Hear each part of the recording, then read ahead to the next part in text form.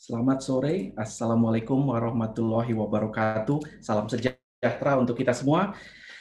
Bapak-bapak, ibu-ibu, rekan-rekan yang baik hati, pada sore ini kita bergabung dalam sebuah webinar dengan Jakarta Property Institute yang diselenggarakan bersama dengan Yo Berbagi.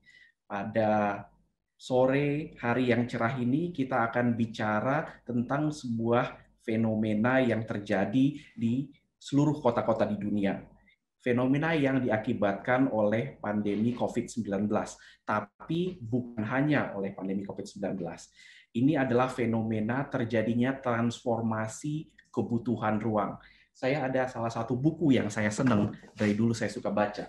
Buku ini, Citizen Civilization, dia menunjukkan bahwa kota itu bisa naik dan turun. Kota itu bisa mengalami masa keemasan dan mengalami masa keruntuhan. Dan ada kota-kota yang mengalami masa keemasan, keruntuhan, lalu kemudian masuk ke masa keemasan lagi. Nah, salah satunya rahasia dari kota tersebut adalah kota itu harus mampu berubah. Sama seperti manusia, ketika musim berubah, ketika kebutuhan akan ekonomi berubah, orangnya juga harus berubah. Kita harus belajar skill baru, kita harus meng-acquire kemampuan-kemampuan baru. Demikian juga kota. Kota ini dia terdiri dari pada umumnya bentukan-bentukan fisik.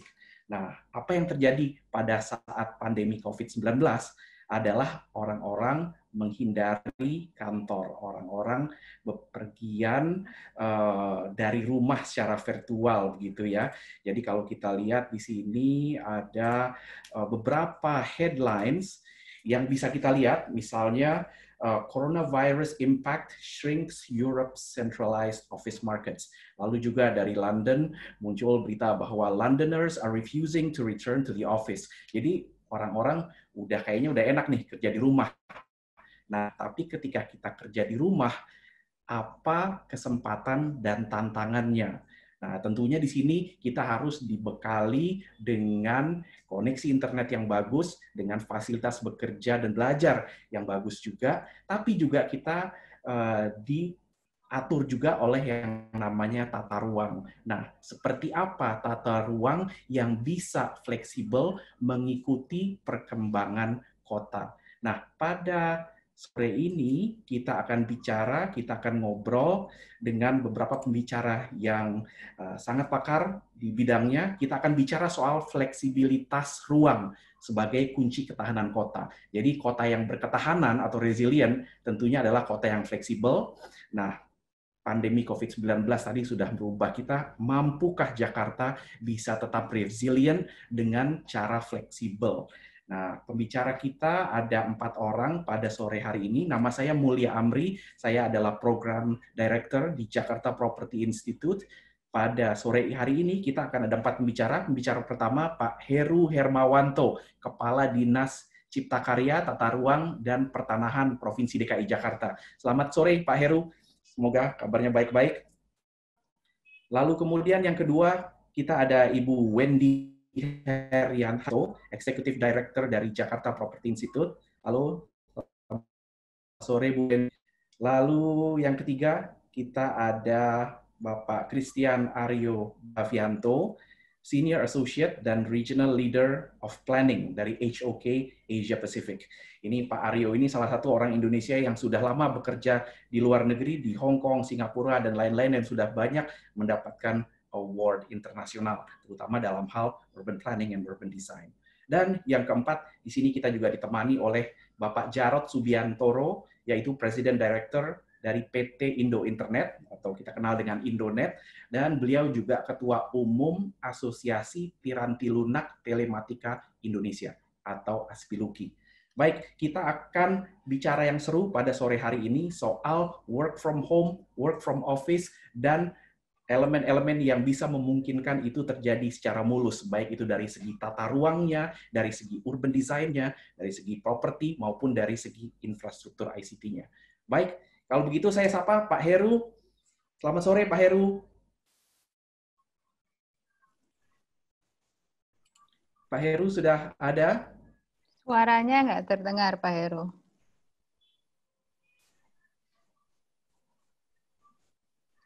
Selamat sore Pak Heru, terima kasih sudah bergabung dengan kita.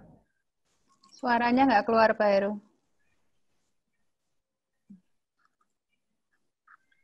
Masih dingin. Ya. Nah, sekarang kedengeran, barusan kedengeran Pak. Malah.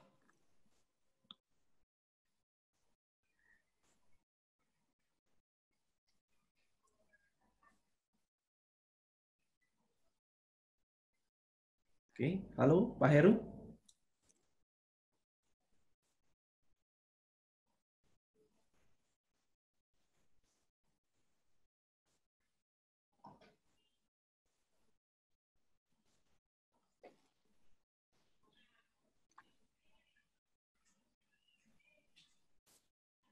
Oke, baik, sambil menunggu Pak Heru menyiapkan presentasinya. Jadi ini pada sore hari ini tentu nanti kita akan mengadakan question and answer juga di akhir acara. Ada banyak peserta yang sudah hadir di sini. Ini ada 45 orang dan mungkin akan ada lagi yang bergabung. Dari partisipan kita ada cukup beragam, ada dari pemerintahan, dari developer, dan ada dari profesional juga. Nah, nantinya tentunya akan ada acara yang diskusi yang kita harapkan cukup seru pada sore hari ini ya. Pak Heru?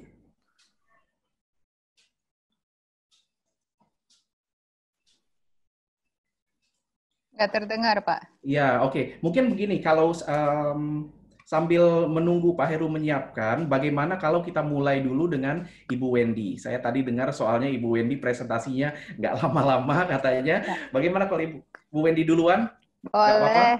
Boleh, boleh. Oke. Saya 2 menit aja, Pak Heru, supaya Bapak bisa sejam, Pak. Ya. Oke, baik. Bu Wendy, silakan. Bagaimana nih kondisi perkantoran dan work from home di Jakarta? Silakan dari sisi developer. Oke, ini udah kelihatan ya screen-nya ya? Kelihatan. Alright. Sore ini selamat sore rekan-rekan, kawan-kawan, dan pembicara lain yang saya hormati, Pak Heru Hermawanto, Pak Jarod Subiantoro, dan juga Mas Aryo. Terima kasih udah jauh-jauh dari sana masih mau join juga dengan pembicara-pembicara dan topik yang sebenarnya mungkin dekat di hati tapi jauh di mata ya Pak. Nah, sore ini saya akan coba share sedikit masalah yang sekarang sedang dialami di Jakarta. Nah, ini saya judulin dengan Repopulate Space dan Reinvigorate Jakarta. We'll talk about it as I go along ya. Nah, sekarang saya yang nggak bisa gerak ininya. Sebentar. There we go. Ya. Ini gambar-gambar diambil sebagai kondisi dari Jakarta sekarang. Jadi kalau kita lihat Jakarta ini semenjak berapa tahun yang lalu kan memang sudah ada oversupply daripada office ya. Jadi dengan adanya pandemik ini banyak sekali sekarang space-space yang idle. Disebabkan sebenarnya 2 hal. Satu, karena memang kebanyakan office space yang belum terisi. Nomor 2, sekarang banyak dari karyawan-karyawan yang sekarang work from home. Jadi kelihatannya makin tambah kosong. If nowadays you go to any office buildings, you're probably looking at maximum 50% daripada total occupancy yang seharusnya ada.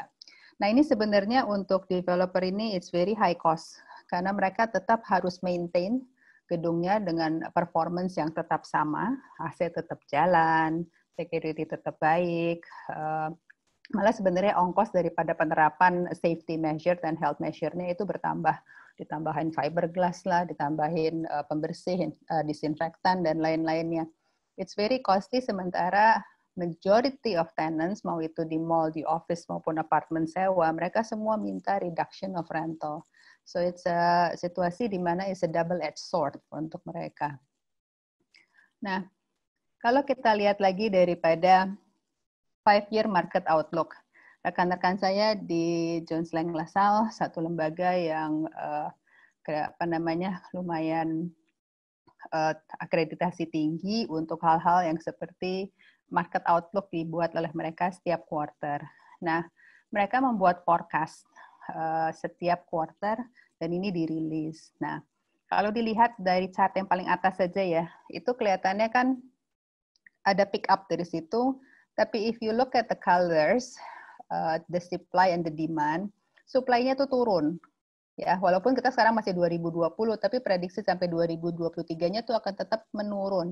Karena memang potensi daripada pembangunannya itu, satu, karena offset daripada yang oversupply tahun-tahun sebelumnya. Nomor dua, juga karena kondisi sekarang. Jadi banyak sekali development-development yang on hold. Nah, rekan-rekan saya di JLL ini cukup lumayan optimistik karena menurut mereka demand-nya tetap strong. This remains to be seen kalau buat saya. Kelihatannya akan menurun juga karena opsi-opsi untuk perkantoran itu akan banyak. Jadi bisa di rumah, bisa di tempat lain, nggak perlu berkantor di gedung-gedung kantor. Nah, tadi udah saya sempat sebutkan, 2017 itu sebenarnya udah mulai sloping down ya. Tadi chart sebelum juga sudah menunjukkan bahwa property market itu sudah mulai menurun.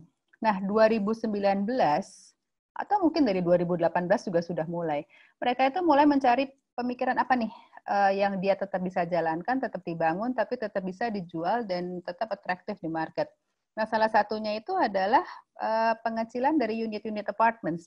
Kalau rekan-rekan melihat pemasaran pada tahun-tahun tersebut, itu memang mereka mulai menjual apartemen-apartemen dengan ukuran yang literally jauh lebih kecil, supaya itu lebih affordable. Jadi dilihatnya malah dari affordability pengguna langsung. Jadi bukan hanya dari investor pada tahun-tahun ini, sudah langsung melihat owners occupiers yang akan membeli unit tersebut.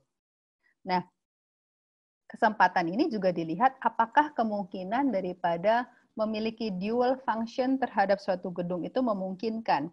Ada beberapa yang sudah melihat, kalau misalnya gedungnya itu sekarang apartemen, dan sisanya itu tidak terlalu gampang dipasarkan, bagaimana kalau dirubah menjadi hotel sisanya? Sudah mulai gitu daripada tahun tersebut. Nah, sekarang 2020 dengan adanya pandemik, hal-hal tersebut is more important than ever untuk lumayan diadres, karena this is a survival effort. Nah, bicara dengan para developer, the landed houses are still resilient.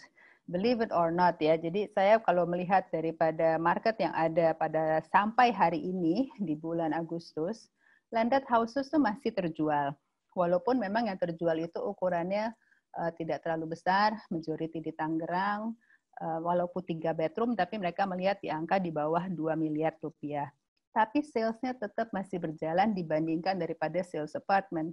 Nah, kalau kita translate ini terhadap demand, ini kan berarti demand itu tetap ada.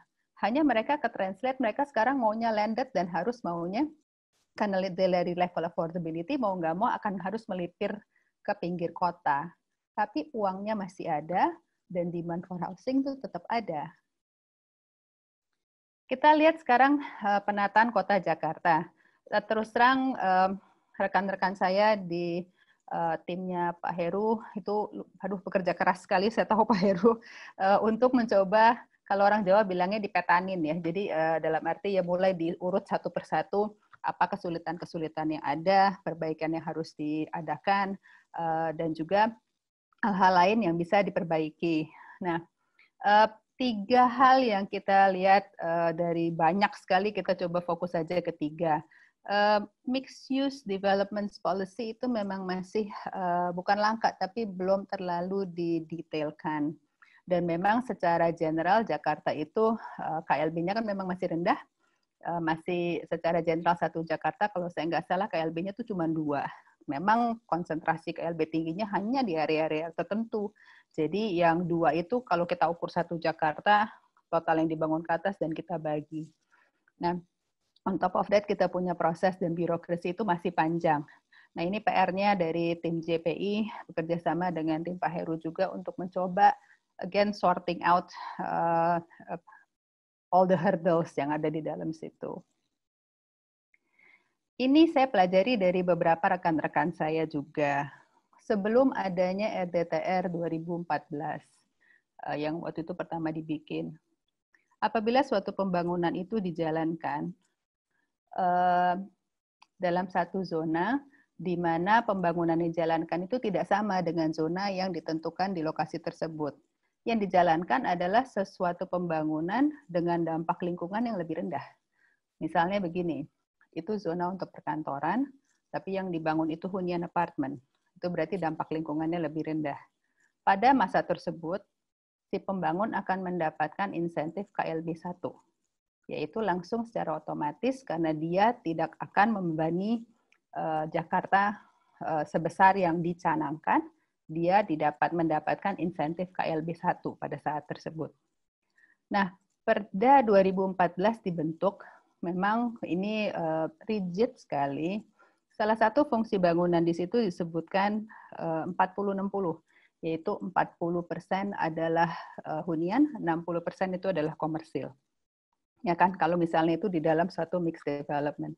Apabila ini dibalik menjadi 60-40, itu kan seharusnya berarti 60% hunian, 40% komersil. Jadi kan dampak lingkungannya turun.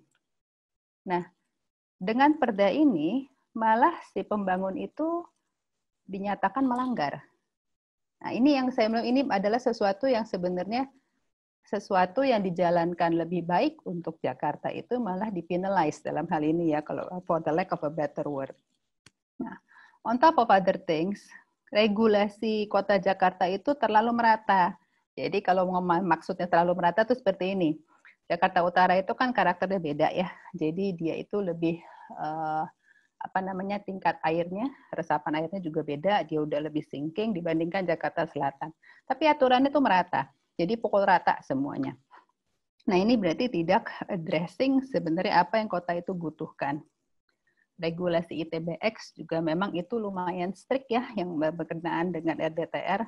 Jadi ditentukan sekali apa yang boleh, apa yang tidak boleh, to the detail of the type of business, dan juga penambahan floor area ratio KLB.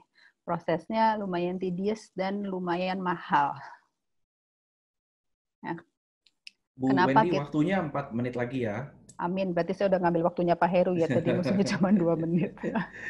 Kalau bicara soal kenapa Jakarta Property Institute ini terus-terusan mendorong property environment dan balancing ambience daripada property development, itu karena kenapa? Kita memiliki 175 perusahaan yang langsung terimpak terhadap development daripada suatu pembangunan. Nah, this is actually a study dan bukannya kita salah-salah, ini dari data BPS.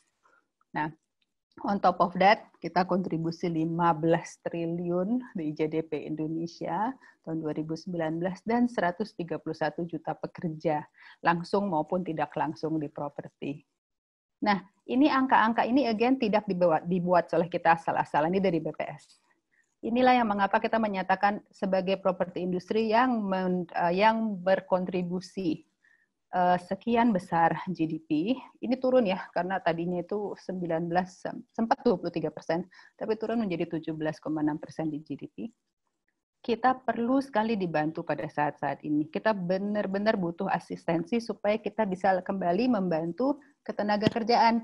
Nah, ini kita kembali lagi ke sini nih, selalu balik-balik lagi, how much employment can we contribute to the city? Kawan-kawan saya di arsitek firm, yang banyak nih, ada beberapa yang saya tahu sebagai partisipan di webinar ini, sempat saya telepon tahun 2018. Ada berapa yang digambar yang lagi rencana pembangunan dari 2018 sampai 2022. Saya teleponnya early 2018. Saya terkumpul-kumpul tuh kira-kira 22 juta meter persegi. Saya diskon jadi 15 karena saya pikir ya mungkin ada yang nggak jadi, ada yang mungkin ada sengketa, ada apa-apa. Rule of thumb per 50.000 meter persegi itu adalah kira-kira 1.500 pekerja kasar.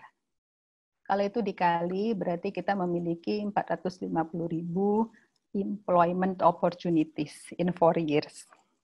Ini given. If property industry were given jalan yang mulus untuk bisa menjalankan ini. Teman-teman, kalau yang sempat berpengalaman waktu tahun 98 ada di Jakarta, kita semua memiliki experience crisis, 98 crisis. Waktu itu semua pembangunan mangkrak. It took 3 years sebelum any development waktu itu mulai berjalan lagi dari 98. Dan itu yang dibangun hanya Citos. Jadi tahun 2001, sesudah krisis tahun 98, Citos dibuka. Nah, pembangunannya simple sekali, dan waktu itu Citos nggak sebesar yang sekarang. Cuman setengahnya ya, kalau nggak salah setengahnya pas sepertiganya. Floor hardener, AC blowernya simple, hanya 2 lantai, dan langsung boom, karena selama 3 tahun tidak ada yang baru di kota Jakarta. But it took 3 years.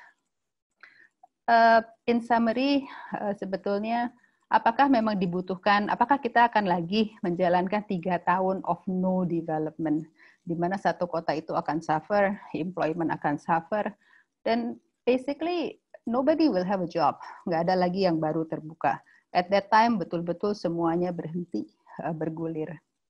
Hence, betul-betul kita butuh bantuan property industry, so we can help Jakarta as well, untuk menggulirkan ekonomi dan development yang dibutuhkan. Sekian dari saya.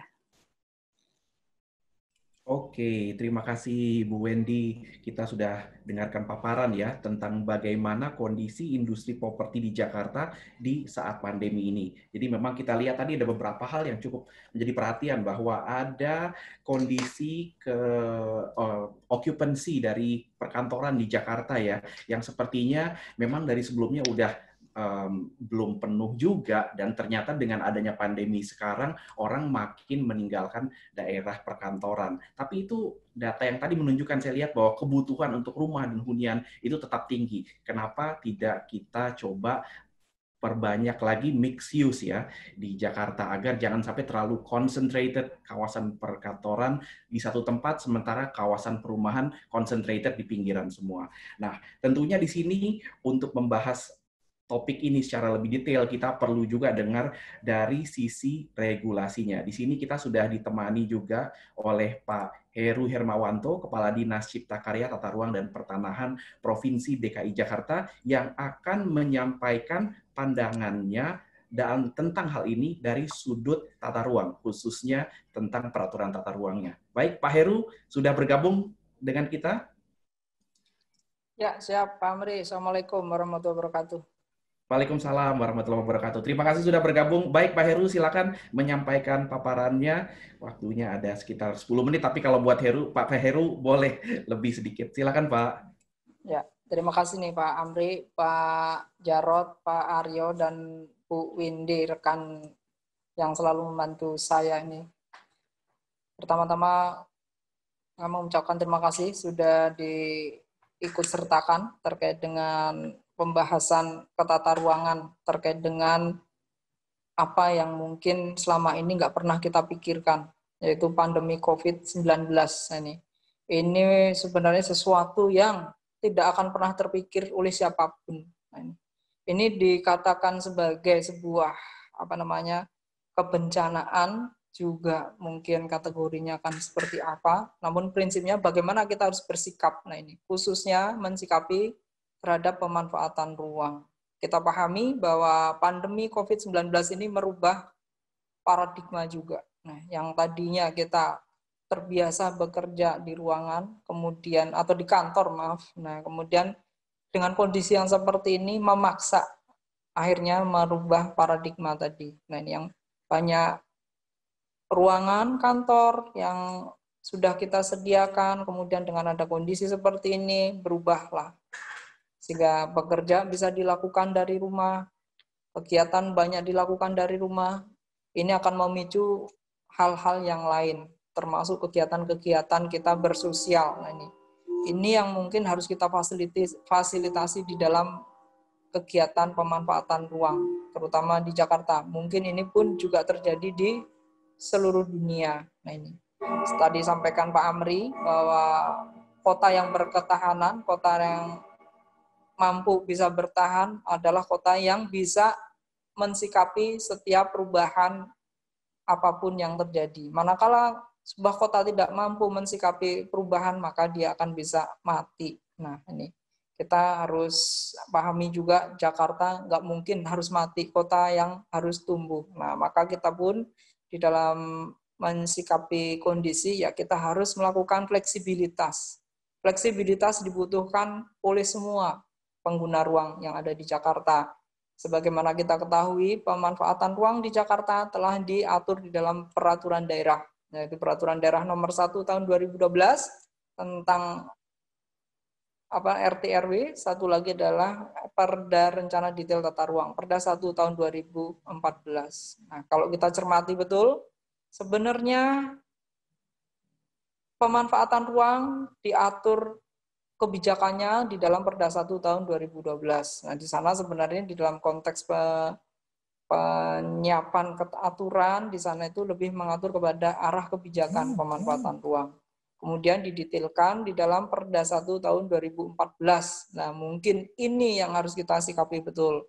Bagaimana memanfaatkan ruang agar bisa mampu bertahan dalam kondisi yang kita hadapi. Nah, pandemi COVID ini tidak pernah kita rancang, tidak pernah kita pikirkan, tidak pernah kita duga. Nah, ini juga harus segera kita sikapi. Tanpa itu saya yakin juga berkaitan dengan tadi, maka kota itu juga akan mengalami hal yang mungkin harus kita tadi menjadi satu negatif. Nah, kemudian kota itu akan menjadi mungkin bisa ditinggalkan kalau ujung-ujung yang paling ekstrim. Nah, seperti itu. Nah, kita berharap kota ini tidak pulih seperti itu.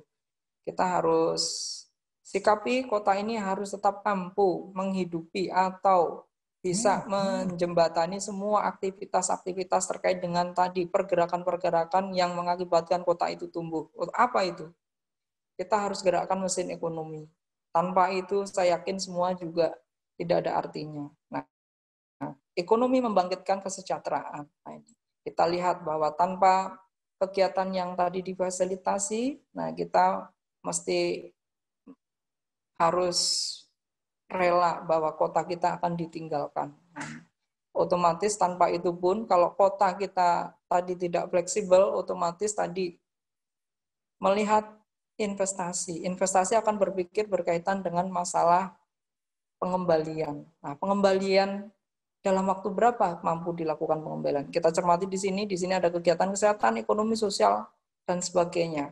Di sana ada butuh respon terhadap krisisnya, ketahanan masyarakatnya, pemulihan terhadap ruang yang disiapkan, baik itu secara publik atau private. Nah, ini pergeseran dalam mobilitas perkotaan juga kita pahami sekarang. Jakarta sekarang sedang gencar-gencarnya menuju pergerakan transportasi massal. Namun begitu ada kondisi COVID bisa kebayang. Nah, justru kita bayangkan dengan penggunaan transportasi publik ini akan kontradiksi kalau kita pikir dengan menghadapi COVID-19.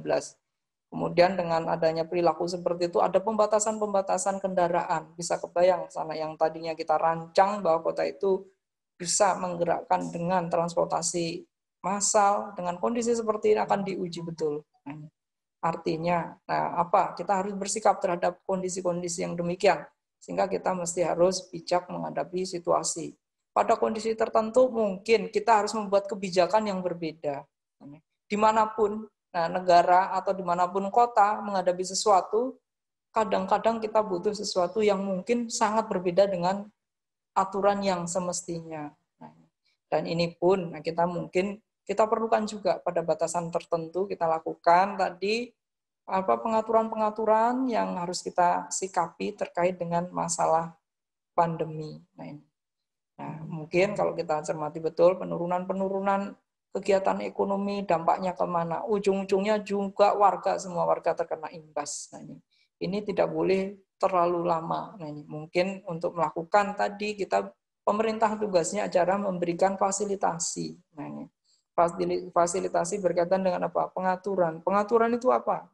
Pengaturan itu bisa berakibat pada dua. Kalau kita salah, maka pengaturan itu justru akan membuat sesuatu yang kontradiksi dengan apa yang kita harapkan. Atau mungkin juga kita bisa lakukan pengaturan itu menjadi lebih fleksibel. Artinya bahwa kita mesti harus pandai bijak terkait dengan mensikapi kondisi.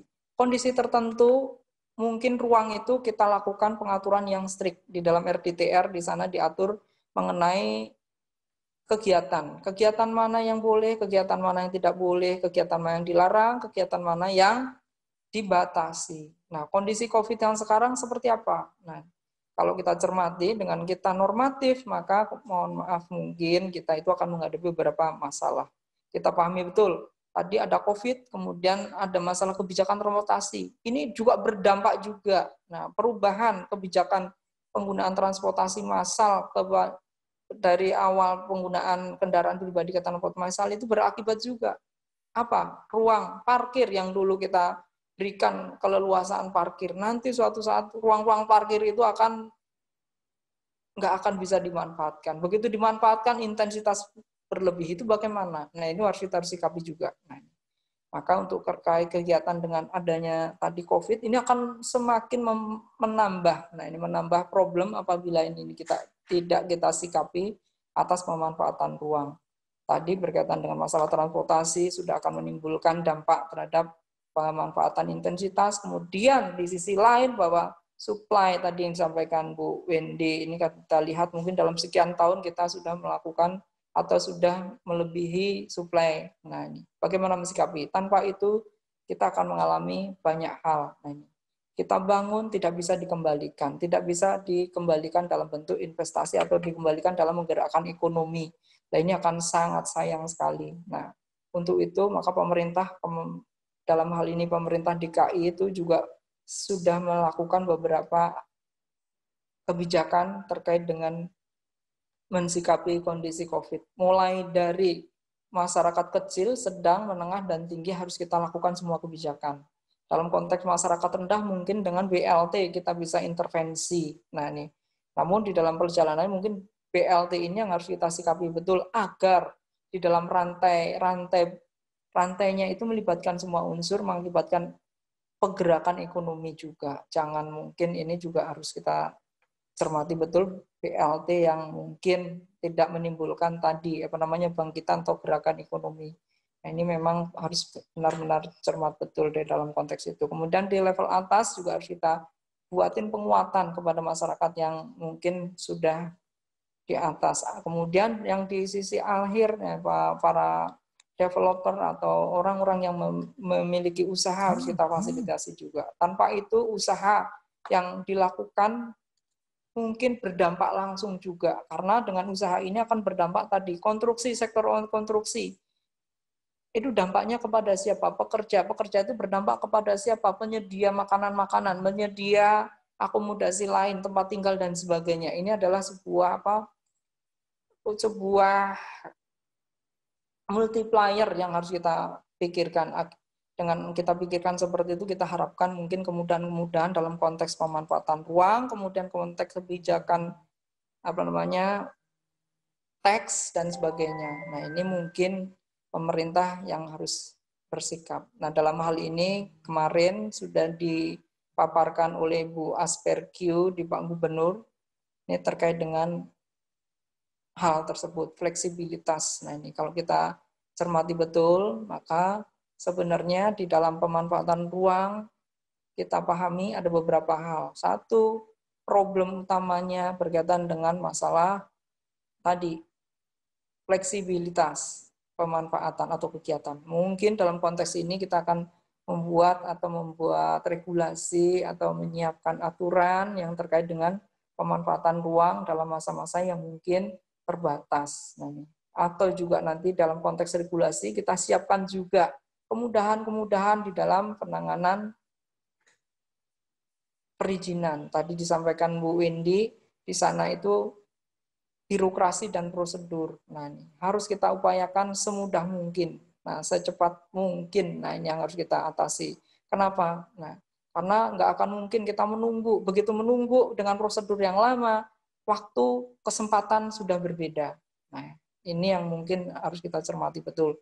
Sehingga di dalam konteks ini pemerintah, dalam hal ini di Dinas Cipta Karya dan Dinas Pelayanan Terpadu Satu Pintu mencoba nanti akan merumuskan regulasi terkait dengan masalah perizinan agar dikemas mudah dan lebih seobjektif mungkin, sehingga di dalam konteks objek perizinan mana yang diperlukan.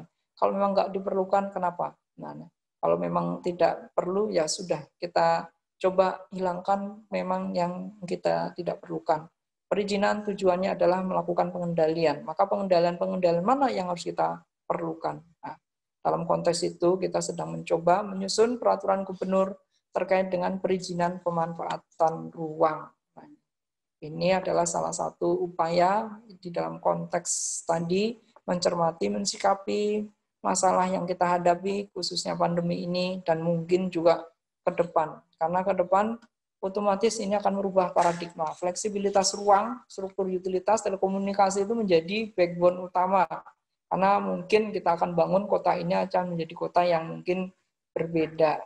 Karena selama ini kita selalu mengacu pada kebijakan-kebijakan yang sifatnya masih normatif umum dan kita bangun dengan konvensional. Mungkin ke depan saya juga nggak akan kebayang kebijakan pemanfaatan ruang terkait dengan masalah new normal. New normal itu seperti apa?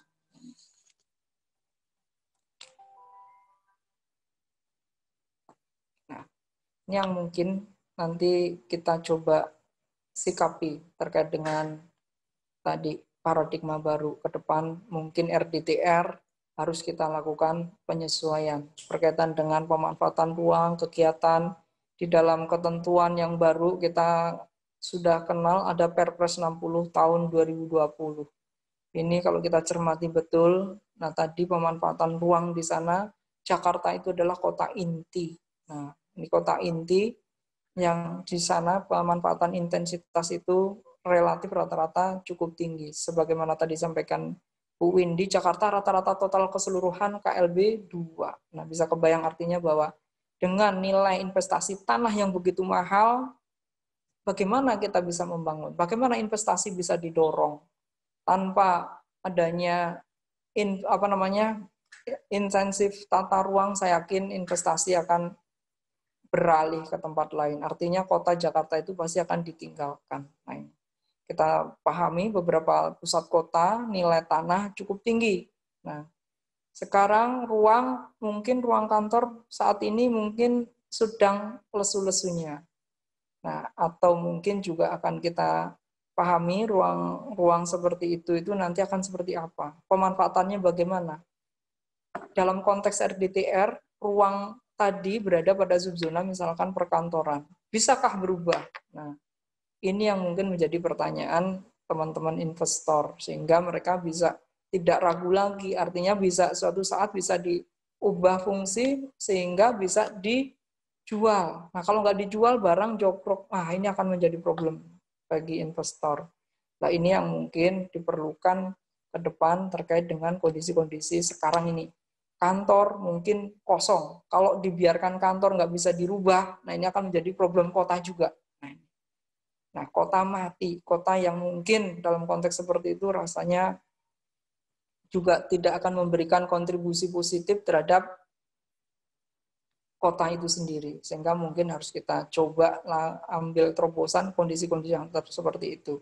Mungkin tadi penyelesaiannya adalah make use. Nah, ini Bu Wendy tadi disampaikan bahwa make use itu menjadi sesuatu yang mungkin bisa kita kembangkan agar pemanfaatan ruang menjadi lebih tepat atau lebih bermanfaat bagi semua. Nah, ini yang mungkin kita cermati. Pak Gubernur sudah menekankan pada titik-titik tertentu harus kita kembangkan. Nah, itu harus kita kembangkan, berarti kombinasi antara penyediaan hunian, usaha, dan fasilitas. Nah, nggak mungkin sesuatu itu akan dipisahkan. Nggak mungkin lagi, mungkin sekarang itu dengan lahan yang terbatas, kantor hanya kantor saja. Atau bangunan perdagangan saja. Nah, ini dalam konteks seperti itu mungkin ruang akan menjadi terlalu mahal. Maka mungkin harus dikemas lebih besar lagi dalam konteks make use atau pemanfaatan multiguna. Nah, ini yang mungkin ke depan coba kita kembangkan khususnya di dalam daerah-daerah yang memang akan tumbuh dan berkembang. Atau akan kita rencanakan untuk tumbuh dan berkembang. Nah, ini untuk daerah yang tersebut coba ke depan akan kita coba mungkin kita usulkan menjadi daerah yang kita floatingkan zonanya, sehingga di situ penggunaannya diarahkan kepada make use. Nah, ini. Sehingga dengan intensitas tertentu kita bisa berikan, sehingga daya saing atau daya saing terhadap investasi itu bisa diterima. Nah ini, tanah yang mahal saya yakin akan menjadi problem sendiri di dalam investasi. Ini berpikir dalam mendapatkan lahan di Jakarta tidak semudah mendapatkan lahan mungkin di luar Jakarta.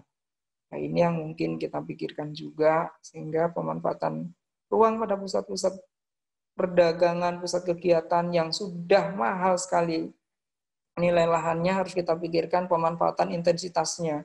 Nggak akan mungkin investor akan masuk dengan nilai yang segitu, kemudian nilai jual per meter perseginya nggak masuk akal. Artinya membangun sesuatu yang nggak akan bisa kembali. Ini akan menjadi problem kota.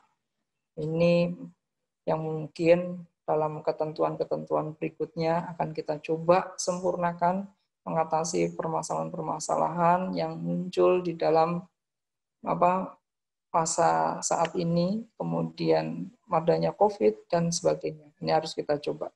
Nah ini kita coba pemerintah kemarin ini yang disampaikan Bu Aspergiu dalam konteks penanganan permasalahan COVID ini, satu adalah penyederhanaan perizinan pemanfaatan ruang. Nah ini.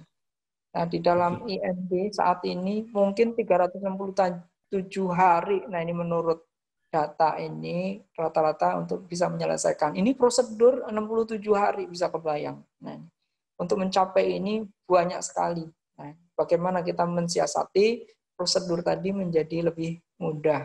Nah, ini sehingga kita bisa berikan kepada investasi. Investasi dengan masa yang seperti itu sudah kehilangan mood kalau orang Jawa bilang. Nah, moodnya hilang. Nah, ini udah beda lagi ini problemnya. Direncanakan dengan orientasi seperti itu pada saat terwujud udah beda. Nah ini akan menjadi problem mungkin bagi investor. Nah, ini yang mungkin tanpa mempercepat atau menyederhanakan prosedur ini akan menjadi sesuatu yang cukup mengganggu bagi para investor. Nah ini investor otomatis dengan kondisi seperti itu saya yakin juga daya masuknya investasi akan menjadi hal yang mungkin menjadi permasalahan tersendiri. Nilai jual investasi menjadi rendah saya kira kalau kita tidak memberikan keleluasaan di dalam prosedur perizinan. Ke depan kita akan coba terkait dengan penyederhanaan, kita akan coba mana perizinan yang diperlukan, mana yang tidak. Mana yang bisa kita cepatkan, mana yang memang belum bisa. Nah, ini nanti akan kita coba telusuri betul, dan ini pergub ini mudah-mudahan dalam waktu dekat bisa kita gulirkan. Nah ini mudah-mudahan dengan waktu dekat. Kemudian kita coba juga berkaitan dengan masalah perizinan-perizinan yang lain, mulai dari SIPPT, kemudian masalah AMDAL, kemudian AMDAL Lalin, kemudian yang lain-lain akan kita coba sinergikan agar itu dalam sebuah prosedur yang utuh, masyarakat tidak tahu menahu. Prinsip masyarakat tahunya adalah mengurusi IMB, kan kira-kira begitu. Sekarang udah dipusingin, dikembalikan harus ngurus SIPPT, harus ngurus KRK, dan sebagainya. Nah, ini padahal yang nerbitin adalah Pemda juga. Kenapa nggak harus kita simpelkan? Nah, ini mungkin jiwa dalam penyusunan regulasi perizinan pemanfaatan ruang.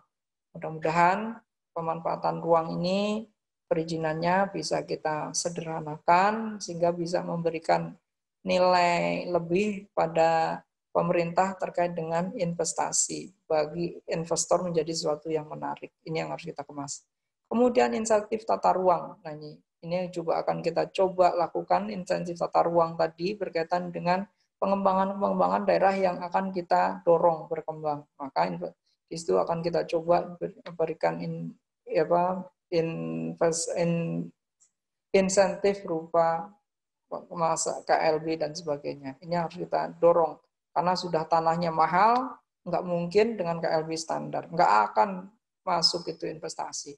Kalaupun masuk dipaksa, otomatis juga harga jualnya nggak akan bisa terjangkau. Nah, kemudian paradigma lain bahwa kegiatan itu berbeda. Nah, ini bagaimana kita bisa mensiasati kota tumbuh, namun tetap dibutuhkan dan diperlukan.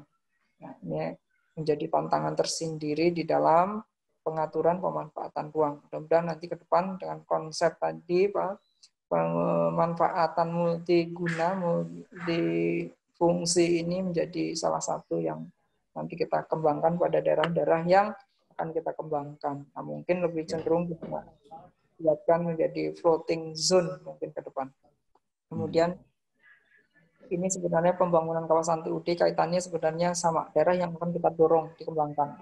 TOD, UDGL itu daerah-daerah yang akan kita kembangkan yang mungkin akan kita kemas dalam konteks yang mungkin diatur secara spesifik sehingga kita berikan keleluasaan di dalam pemanfaatannya dengan kendali-kendali yang ditetapkan di dalam regulasinya atau di dalam pengaturan UDGL maupun TOD-nya. Nah, ini ke depan mudah-mudahan bisa terlaksana dan mungkin pengaturan ini akan kita coba lakukan pembenahan kembali terkait dengan UDGL dan TOD.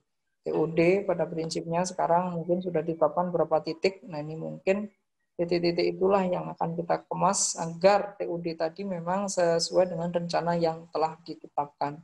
Selama ini TOD mungkin diarahkan hanya karena dekat dengan terminal atau dekat dengan stasiun. Nah, ini apakah TOD seperti itu? Justru yang akan kita kembangkan nanti justru basis ini adalah ketersinambungan semua fungsi. Nah, yang kemudian disatukan dengan moda transportasi. Nah, yang akan ke depan coba kita siasati sehingga dengan adanya pusat-pusat kota ini justru tumbuh memang kita arahkan pada titik-titik yang sudah kita tentukan. Nah, ini adalah rencana usulan dari pemerintah terkait dengan masalah penanganan mensikapi kondisi yang ada sekarang. Nah, ini mudah-mudahan ini bisa memberikan kontribusi positif kepada investasi di Jakarta. Ini mungkin bagi masyarakat juga bisa diberikan tadi ruang, tadi Bu Wendy bilang masalah landed houses. Landed houses itu akan berbeda dengan apartemen. Apartemen mungkin orang merasa, kalau orang Jakarta mungkin akan merasa kondisi tertentu merasa memiliki rumah apabila landed houses. Nah, ini yang mungkin. Tapi di Jakarta akan sulit sekali menyediakan itu, kan terlalu mahal. Nah, ini yang mungkin pertimbangan-pertimbangan terkait dengan masalah itu diselesaikannya bagaimana. Nah, harga agar bisa ditekan bagaimana? Harga bisa ditekan apabila nilai tanah dan nilai bangunan itu mungkin tidak terlalu jauh. Manakala ini nilai tanah dan nilai bangunan terlalu jauh, saya yakin ini juga akan menjadi hal yang tidak akan dilirik bagi investasi ke depan. Ini salah satu mungkin yang kita lakukan.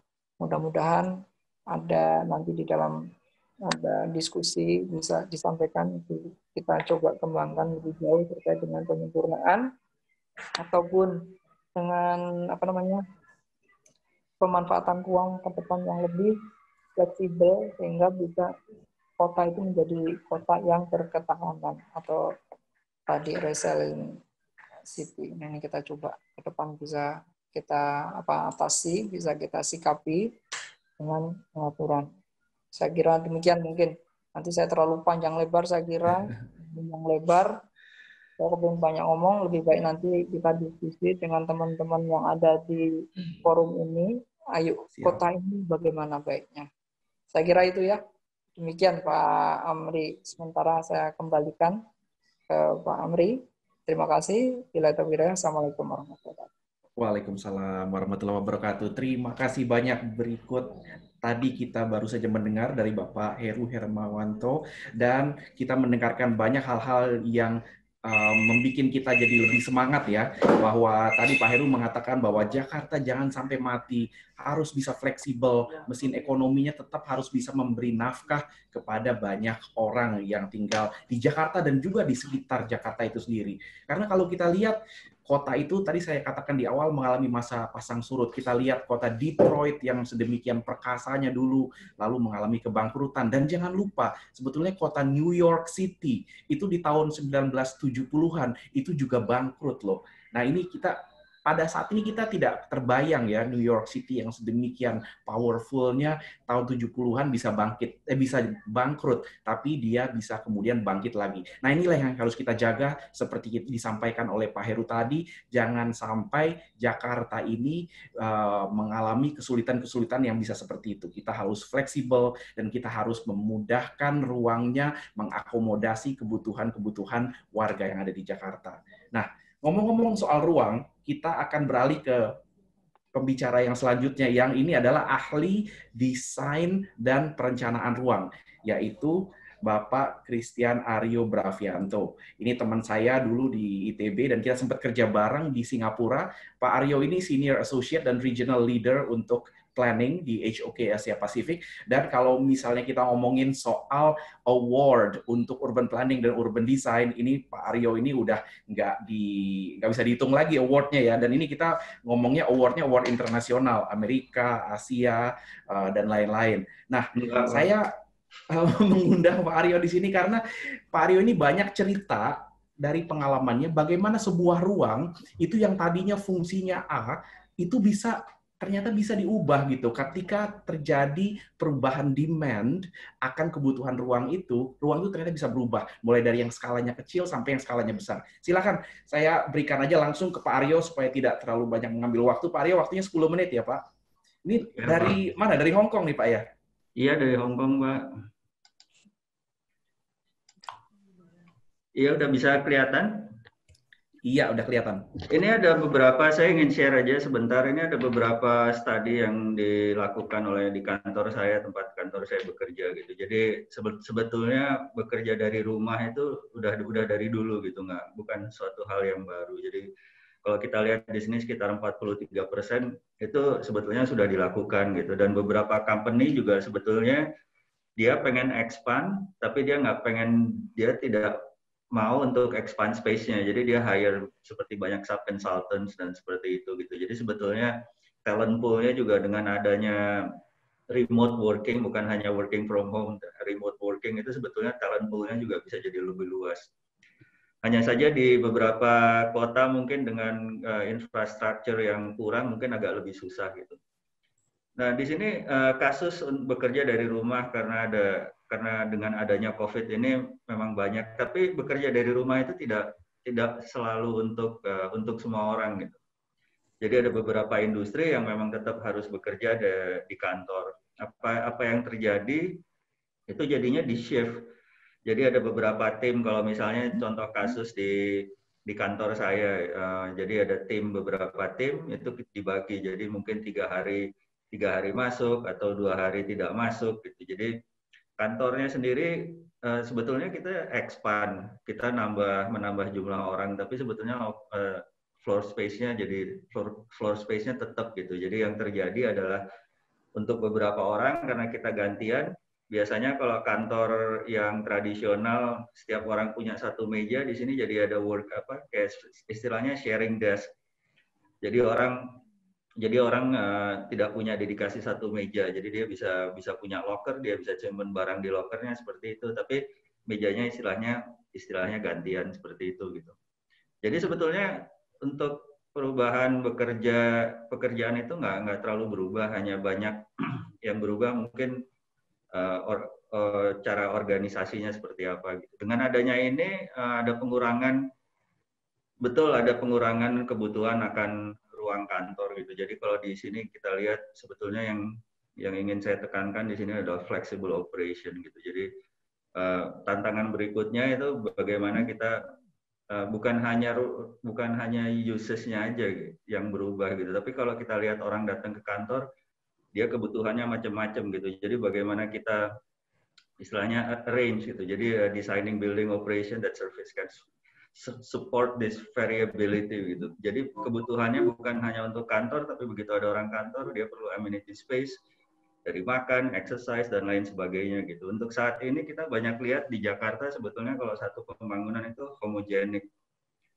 Jadi orang kalau dia perlu sesuatu dia harus travel gitu, travel distance. Itu yang sebetulnya istilah mixed use kalau menurut saya itu yang harusnya dikurangi seperti itu. Jadi dia nggak travel distance dan traveling time. Itu sebetulnya yang ingin dikurangi.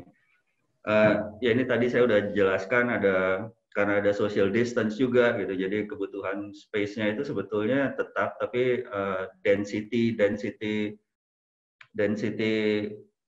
mejanya yang akan berkurang gitu. Jadi karena ada kebutuhan jarak ruang. Jadi di sini ada perubahan kita istilahnya kita ya flexible desk, bisa diganti siapa saja gitu. Ini ada beberapa contoh yang pernah dikerjakan oleh kantor saya gitu. Ini Little Caesars Arena di Detroit, Michigan. Ini tadinya cuman single uses, homogenic dia, jadi cuman stadium. Ya, karena dia letaknya di downtown. Kalau kita tahu downtown Amerika itu sebetulnya agak mati dia. Jadi crime-nya agak tinggi gitu. Untuk kurangin crime, caranya bagaimana? Caranya adalah mendatangkan populasi gitu. Jadi tempatnya dibuat ramai. Jadi ada istilah di urban design, semakin banyak orang di jalan, sebetulnya crime-nya itu makin dikit gitu. Karena makin banyak orang melihat. Semakin sepi, crime-nya semakin tinggi gitu. Jadi di sini arena untuk sport. Jadi kalau misalnya arena untuk sport itu kan sebetulnya nggak tiap hari ada gitu. Jadi activities-nya hanya tertentu. Begitu dia di luar jam activities, tempatnya jadi mati gitu. Jadi daerah ini ingin dihidupkan kembali. Nah, salah satu caranya adalah menyediakan komersial di sekitar arena. Komersialnya sendiri itu kalau kita lihat tidak melulu 4 lantai. Jadi komersialnya itu sebetulnya hanya sebagian di lantai dasar. Ini ditambah di sekeliling stadiumnya gitu. Di lantai atas itu adalah komersial. Jadi kalau kita lihat komersial office maksud saya. Jadi office-nya itu sendiri sebetulnya kan dia office bekerjanya dari Senin sampai hari Jumat. Hari Sabtu Minggu biasanya dia ada games. Tapi dengan adanya komersial di bawah gitu, itu komersial di bawah itu lebih 7 hari, dan komersial di bawah office itu dia bekerja mungkin dari jam 9 sampai jam 6. Setelah jam 6 kosong. Kalau misalnya hanya single uses, semuanya akan kosong setelah jam 6. Tapi dengan kita injek adanya komersial, F&B dan lain sebagainya, retailing itu dia hidup sampai jam 9 malam. Jadi kalau kita bicara tentang mixed use, yang harus kita lihat itu tidak hanya mix-nya apa saja, ada residensial, ada ini gitu. Tapi yang harus kita lihat itu 24 jam selama 7 hari. Apa yang bisa terjadi? Di situ yang kalau kita mau bilang, istilahnya bagaimana kita bisa menghidupkan suatu kawasan. Ini salah satu contoh. Ini Power Light Entertainment District. Ini sebetulnya bukan hal baru, adaptive reuse. Ini dulu ada substation di daerah sini, terus ditinggalkan, terus kita injek dengan beberapa kegiatan, salah satunya komersial. Di sini ada tempat bisa dijadikan untuk event space, di sekelilingnya, di perimeter parcelnya, di situ kita buat office, ada hotel, ada juga komersial, pavilion dan lain sebagainya. Di sini ada gallery juga, jadi tidak hanya komersial, retail dan lain sebagainya, tapi juga ada aktivitas lain yang bisa kita injek ke pembangunan dengan kita menyediakan berbagai pilihan. Jadi orang yang datang itu lebih banyak ke tipe orang yang datang ke development ini, ke kawasan ini menjadi lebih banyak, jadi lebih varian gitu. Jadi lebih hidup dia. Jadi dia aktivitas yang ada di kawasan ini juga dia bisa beradaptasi. Soalnya tren itu akan selalu berubah. Ekonomi akan selalu berubah.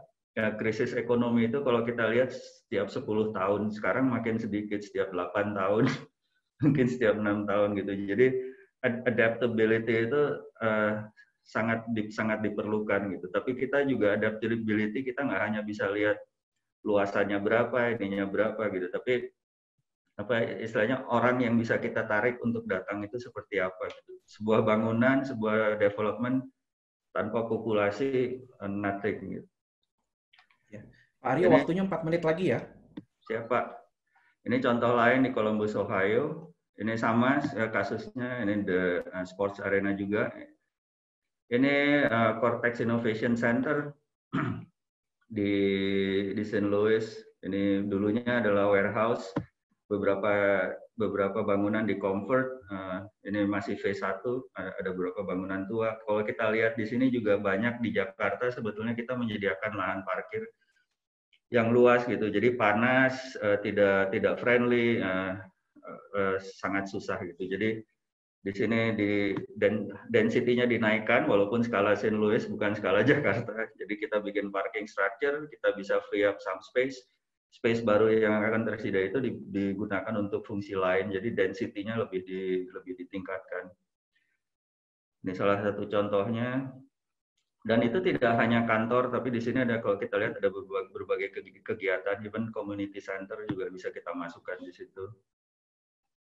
Ini salah satu contoh desainnya dulunya diperuntukkan untuk office di Manila, di Fort Bonifacio, dan ini juga cuma dijadikan hotel dan residensial. Soalnya pada saat phase 1 pembangunan terlalu banyak office yang sudah dibangun gitu. Jadi di sini kita create balance dalam pembangunan. Juga ini lumayan menarik, ini proyek yang saya kerjakan di Putrajaya beberapa waktu lalu, di bawah tahun 2000. Kalau kita lihat Putrajaya itu sebetulnya dia luas. Proyek kita adalah di Persing 2, Persing 1 atau Persing 2 saya lupa. Kalau di sini adalah gedung Ministry of Finance. Kalau kita lihat stretch sepanjang Putrajaya itu pembangunannya untuk civic semua gitu. Jadi institutional untuk government gitu. Dia nggak ada mixed use. Makanya pada saat itu mereka punya masalah untuk menarik orang untuk tinggal di situ. Kebanyakan orang masih tetap milih untuk tinggal di KL karena nyetir dari Putrajaya ke KL cuma 45 menit. Kita di-invite gitu. Jadi untuk orang, kalau kita lihat sepanjang danau di Putrajaya ini, itu nggak ada satupun kegiatan komersial. Jadi punya danau banyak, panjang, tapi susah untuk dinikmati gitu. Jadi di sini kita propose untuk menyediakan komersial, beberapa residensial dan hotel. Jadi tempat ini kalau malam hari tidak kosong karena ada hotel sama ada service apartment. Soalnya service apartment dan hotel itu mereka tinggal hampir 24 jam. Jadi yang kita injek adalah activities seperti itu. Ini salah satu contohnya. 2 menit lagi ya Pak Mulya. 1 menit lagi. Iya, ini Pak. 1,5 menit boleh. Ini ada contoh sebetulnya yang akan terjadi itu decentralization untuk kota gitu. Kalau kita lihat ada New York, ada London, ada Tokyo gitu. Jadi kalau kita lihat Tokyo di sini sebetulnya dia lebih decentralized, suburbnya itu sendiri sudah terbangun gitu. Jadi apa yang terjadi dengan adanya work from home, mungkin ini salah satu contoh, mungkin karena di Hong Kong itu apartemen kecil. Jadi orang kalau kerja dari rumah itu susah karena rumahnya kecil, punya anak 3, mereka lebih milih kerja di kantor. Gitu. Jadi mungkin untuk pengembangan apartemen, perumahan di daerah satelit itu lebih besar, lebih banyak ada ruang pekerjaan, jadi ada privacy tersendiri. Ini yang kedua, walkable neighborhood. Gitu. Jadi dengan adanya pengembangan satelit kota gitu, kalau kita lihat 20 menit jalan itu ada berbagai macam fasilitas gitu. Jadi kalau di Jakarta itu kan sekarang kebanyakan kita mau pergi ke sekolah, kita mau pergi bekerja, kita mau apa, orang harus travel selalu gitu dan dia naik kendaraan. Di sini sebetulnya kalau yang kita belajar dari Hong Kong itu untuk transportasi, untuk yang indoor itu sebetulnya yang lebih sedikit ada apa ya, ada penularan gitu. Jadi sebetulnya penularan itu lebih banyak dari restoran gitu. Kalau saya lihat teman-teman saya ada beberapa di Facebooknya, mereka kerja dari rumah, tapi habis itu nangkring di kafe gitu, minum kopi dan lain sebagainya. Justru itu sebetulnya lebih bahaya gitu. Jadi itu indoor yang bahaya gitu. Jadi lebih banyak, walaupun dalam transportasi publik itu juga ada bahayanya, tapi belum sempat ada kasus di tempat di Hong Kong sampai saat ini gitu. Jadi di sini yang kita lihat sebetulnya kegiatan di outdoor itu lebih mengurangi resiko untuk terinfeksi. Di sini kita bisa lihat kalau nanti suatu neighborhood itu ada fasilitas di sekitarnya.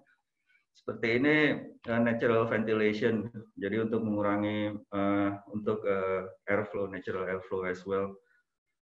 Dan ini dengan adanya walkable neighborhood seperti ini juga kebutuhan jalan juga jadi lebih sedikit sebetulnya. Jadi kita bisa pedestrian jalan yang tadinya jalan aspal sebagian bisa dedicated untuk sepeda, untuk jogging dan lain sebagainya karena kita encourage orang untuk kerja di luar. Ini ada studi yang pernah saya kerjakan dengan Pak Mulya beberapa tahun lalu, ya Pak ya.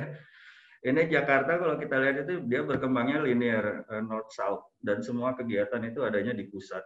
Jadi permasalahannya orang itu harus commute, dia kebanyakan harus commute.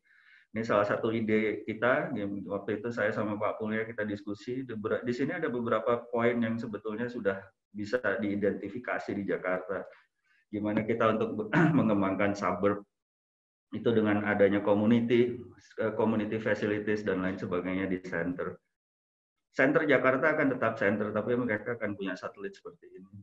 Ini salah satu contoh aja, slide saya terakhir gitu. Jadi commute, ini satellite, ini city center, kira-kira 40 menit. Jadi dalam 7 hari, dalam seminggu itu ada sekitar 280 menit gitu. Ini dengan adanya pembangunan, ini salah satu diagram. Jadi waktu itu saya sempat awal-awal COVID itu saya ada di Shanghai gitu. Yang disediakan oleh government itu di setiap community center itu disediakan tempat.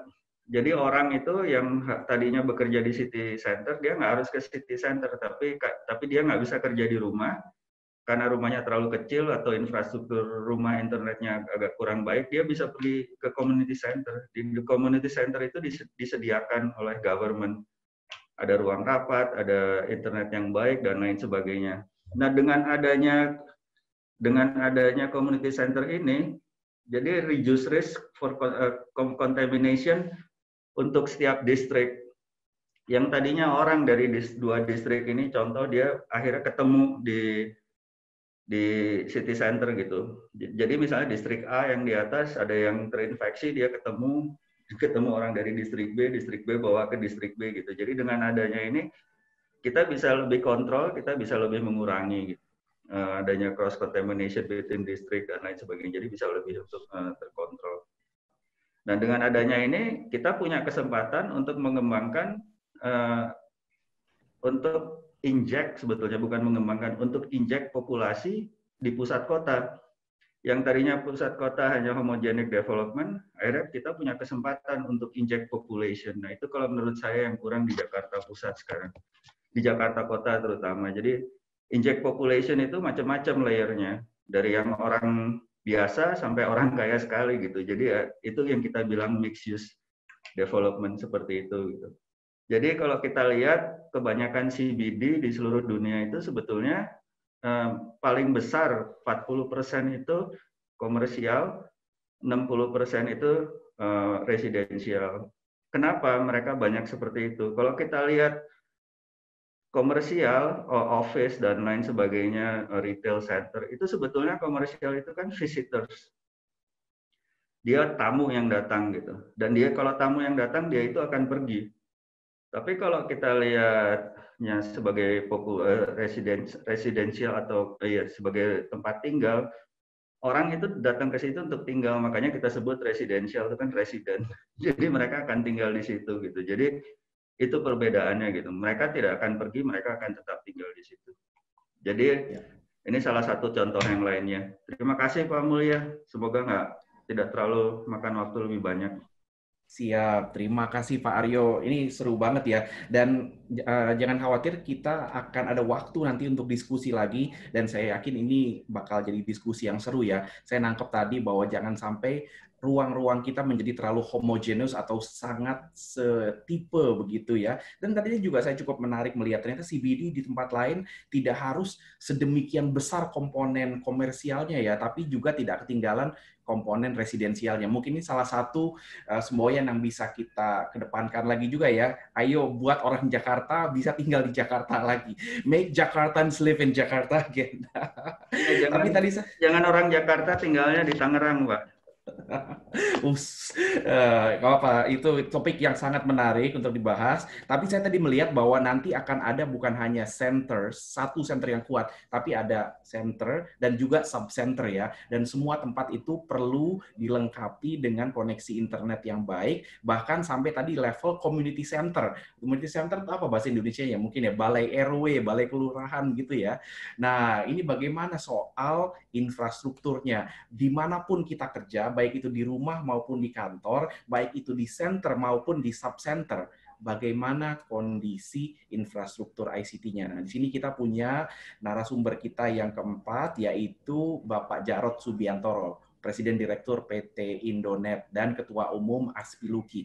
Baik, Pak Jarod, silakan Pak Jarod untuk sharing kepada kita bagaimana nih kondisi ICT di Jakarta. Apakah memungkinkan untuk itu? Silakan. Waktunya 10 menit, Pak. Baik, Pak. Jadi tadi dikatakan bahwa kerja virtual maupun work from home itu sesungguhnya udah dari dulu. Dan itu memang bagian dari evolusi komunikasi yang kita lihat bahwa dengan penemuan telegraf, internet, dan yang terakhir 13 tahun yang lalu seperti Facebook, Google, dan sebagainya itu merubah cara komunikasi manusia. Namun ada satu dari hasil berbagai studi yang menyatakan bahwa komunikasi nonverbal itu masih 70-93% dari seluruh komunikasi.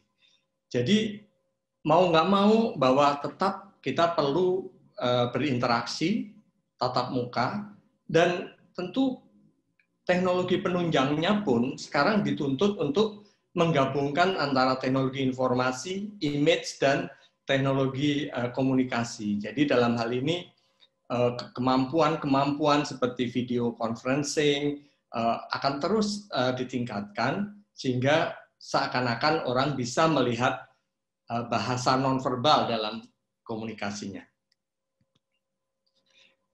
Ini 10 tahun yang lalu itu telah disampaikan dalam e-leadership bahwa sebuah kantor nanti akan jadi sebuah ruang kerja.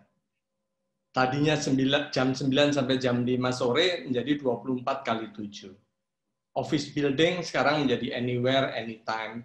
Dan yang lebih penting terjadi aliansi-aliansi jaringan atau jejaring, baik di kalangan bisnis sampai dengan di prasarana. Kemudian ini hasil studi juga mengatakan bahwa saat ini yang menjadi area-area kritikal untuk infrastruktur atau prasarana TIK, teknologi informasi komunikasi adalah yang paling tinggi adalah cloud computing. Yang kedua networking, yang ketiga storage. Nah, dari riset dari hal ini maka pusat pengolahan dan penyimpanan data dapat berada dimanapun, tidak mesti dalam gedung yang sama. Kesemuanya mesti terhubung dalam jaringan komunikasi dengan kapasitas dan kecepatan yang memadai. Kebutuhan komunikasi nonverbal memerlukan pemanfaatan suara, data, dan video yang memerlukan jaringan pita lebar. Kalau dulu kita mengenal kebutuhan megabyte, kemudian menjadi gigabyte, kemudian terabyte, sekarang sudah di Jakarta ini sudah mencapai yang namanya petabyte. Dan itu akan terus berkembang menjadi ada zettabyte dan sebagainya. Nah, bagaimana kondisi penyediaan TIK di DKI Jakarta sendiri? Ini kalau kita lihat peta Jakarta, terutama di segitiga emas, kemudian kita lihat pemukiman utama di area seperti Pluit, Muara Karang, sampai dengan Pondok Indah. Semuanya tergelar jaringan, yaitu jaringan metro atau jaringan dalam kota. Kemudian juga di beberapa gedung itu sudah ada yang namanya jaringan dalam gedung dan jaringan dalam kompleks perumahan. Bentuknya sendiri ada yang jaringan fiber optik atau serat optik, ada jangkauan seluler, dan radio frekuensi maupun satelit. Nah, kalau kita lihat, menurut rekan-rekan dari Abjatel, Asosiasi Penyelenggara Jasa Telekomunikasi, menurutnya untuk seluler itu jangkauannya udah 100%. Kemudian untuk fiber optik, karena fiber optik itu dianggap atau dirasakan jadi prasarana sistem TIK yang paling memungkinkan kecepatan dan kestabilan tinggi saat ini, itu dikatakan 90%. Namun di wilayah Jabodetabek, jadi artinya ke wilayah satelit seperti di kota-kota sekitar Jakarta itu masih di bawah atau mungkin malah jauh di bawah persentase tersebut. Kendala penyediaan TIK dari sisi peraturan, infrastruktur maupun dari kerjasama dengan pemilik dan pengelola gedung itu bahwa terjadi begini, ada kebutuhan adanya jaringan fiber optik metro atau dalam kota dan jaringan FO dalam gedung. Dengan model bisnis yang saat ini, jadi semua investasi itu diserahkan kepada operator atau penyedia layanan TIK. Hal ini menimbulkan dampak, ya antara lain penguasaan teritori, karena seperti contoh kalau investasi diberikan kepada penyedia, tentu dia ingin eksklusivitas, dia tentu ingin ada jangka waktu untuk sampai pengembalian investasinya dan sebagainya, sehingga memunculkan nuansa monopolistik di area-area tertentu. Nah, kemudian hal ini berdampak kepada tingkat layanan bagi konsumen dan juga dapat menjadi single point of failure karena tanpa adanya backup operator lain. Kemudian dari penyelenggara gedung maupun perumahan itu masih memperlakukan prasarana TIK itu belum sebagai utilitas esensial. Artinya kalau dianggap utilitas esensial seperti misalnya saluran air, jaringan listrik, maupun gas dan sebagainya, maka itu akan menjadi bagian dari investasi gedung maupun perumahan tersebut. Dan kalau itu dilaksanakan, sesungguhnya akan sangat efisien karena sejak dari perencanaan, pembangunan, dan pengoperasian, itu untuk semua yang berada di dalam gedung itu menjadi investasi daripada gedung tersebut. Sehingga si penyedia operator akan berfokus kepada penyediaan jaringan metro, dan di gedung-gedung itu sendiri akan dapat memilih atau terbuka bagi opsi multi operator maupun hal yang lain. Nah, yang satu lagi, pendayagunaan prasarana TIK ini berbeda dengan prasarana-prasarana lain seperti telepon, listrik maupun air.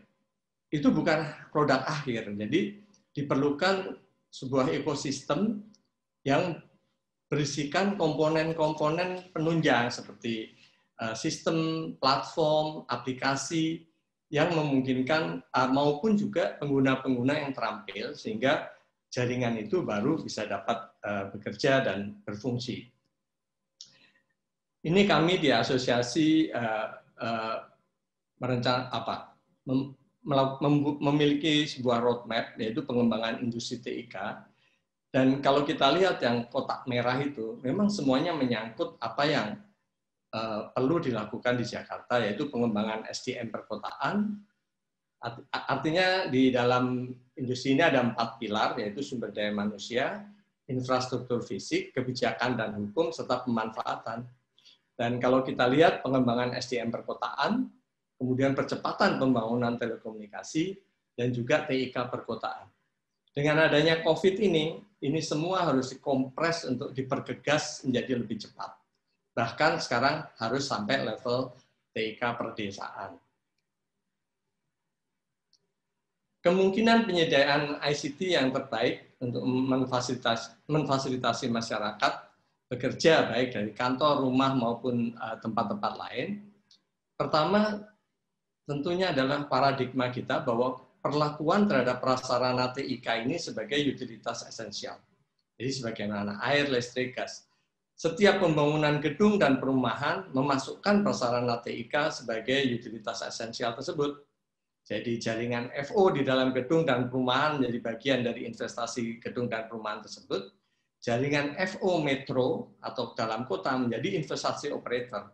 Dan mungkin saat ini kerjasama dengan pemerintah daerah karena kalau kita lihat kabel-kabelnya juga mungkin saling tumpang tindih karena masing-masing menarik sendiri. Tapi kalau disediakan sebuah perencanaan dengan ducting maupun jalur-jalur pipa oleh pemerintah daerah, tentu itu akan jauh bisa lebih efisien.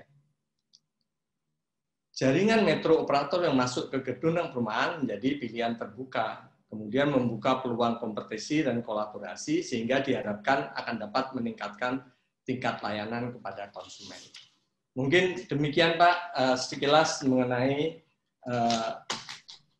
TIK di DKI Jakarta dan harapan dari para pelaku usaha di situ. Terima kasih. Baik, terima kasih banyak Pak Jarod dan terima kasih juga sudah menyampaikan pandangannya dalam waktu yang disampaikan, yang disediakan. Baik, oke, saya baru akan share video saya. Oke, baik. Di sini kita sudah ada beberapa pertanyaan yang masuk dan dituliskan di chat room. Saya akan mulai bacakan pertanyaan pertama dulu. Tapi di sini saya juga mengundang kepada para peserta. Di sini kita ada 78 peserta pada saat ini ya. Kita juga mengundang untuk semua peserta yang lain untuk menyampaikan pertanyaannya. Bisa di chat, di grup chat, atau bisa juga dengan raise hand. Jadi ada fasilitas untuk raise hand. Kalau diklik tombol partisipan nanti bisa ada klik tombol untuk raise hand. Nah, bagi yang raise hand, saya akan berikan kesempatan untuk menanyakan langsung. Jadi bukan dibacakan pertanyaannya. Oke, baik. Saya akan bacakan pertanyaan yang sudah masuk dulu sambil menunggu pertanyaan yang lain masuk. Baik, dari pertanyaan pertama dari Pak Tio. Nah, Pak Tio ini senior kami, banyak belajar dari Pak Tio dan partner kita. Pak Tio, ada pertanyaan untuk Pak Heru. Pak Heru menyinggung tentang Smart City, selama ini DCKTRP termasuk salah satu yang terdepan untuk misalnya info digital yang mudah diakses. Apakah ada rencana pengembangan lebih lanjut di sini? Oke, baik. Mungkin langsung dijawab saja oleh Pak Heru ya. Pak Heru, sudah mendengar tadi pertanyaannya, Pak? Ya, oke deh. Tadi dari Mas Tio juga. Terima kasih, Mas Tio.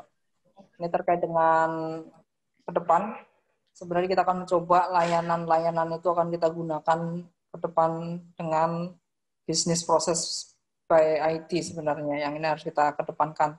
Ini memang tadi disampaikan dari Pak terakhir tuh, FO itu menjadi hal penting. Nah, selama ini dianggap nggak penting. Ini saya sangat setuju sekali.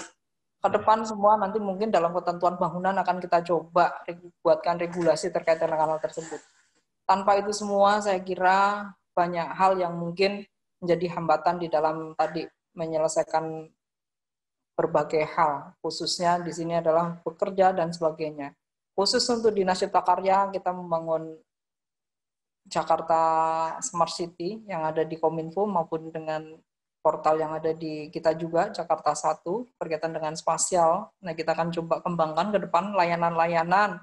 Perencanaan kota kita ke depan mungkin KRK, ke depan akan kita coba alihkan yang dulu sifatnya meminta, nanti ke depan kita upayakan itu bisa dilakukan oleh masyarakat. Nah ini, karena sebenarnya itu adalah rencana kota yang bukan ketetapan. Nah ini yang ke depan nanti kita coba, kita sinergikan dengan semua. Pengukuran kita serahkan kepada masyarakat. Nah ini, saat ini pengukuran selalu menjadi layanan. Ini menjadi problem, nunggu ngantri. Nah, ini menjadi hambatan terbesar. Maka di dalam regulasi pun nanti kita secara bertahap akan kita hilangkan. Nah, mungkin saat ini bentuknya adalah informasi, ke depan adalah informasi itu sudah bisa diambil oleh masyarakat.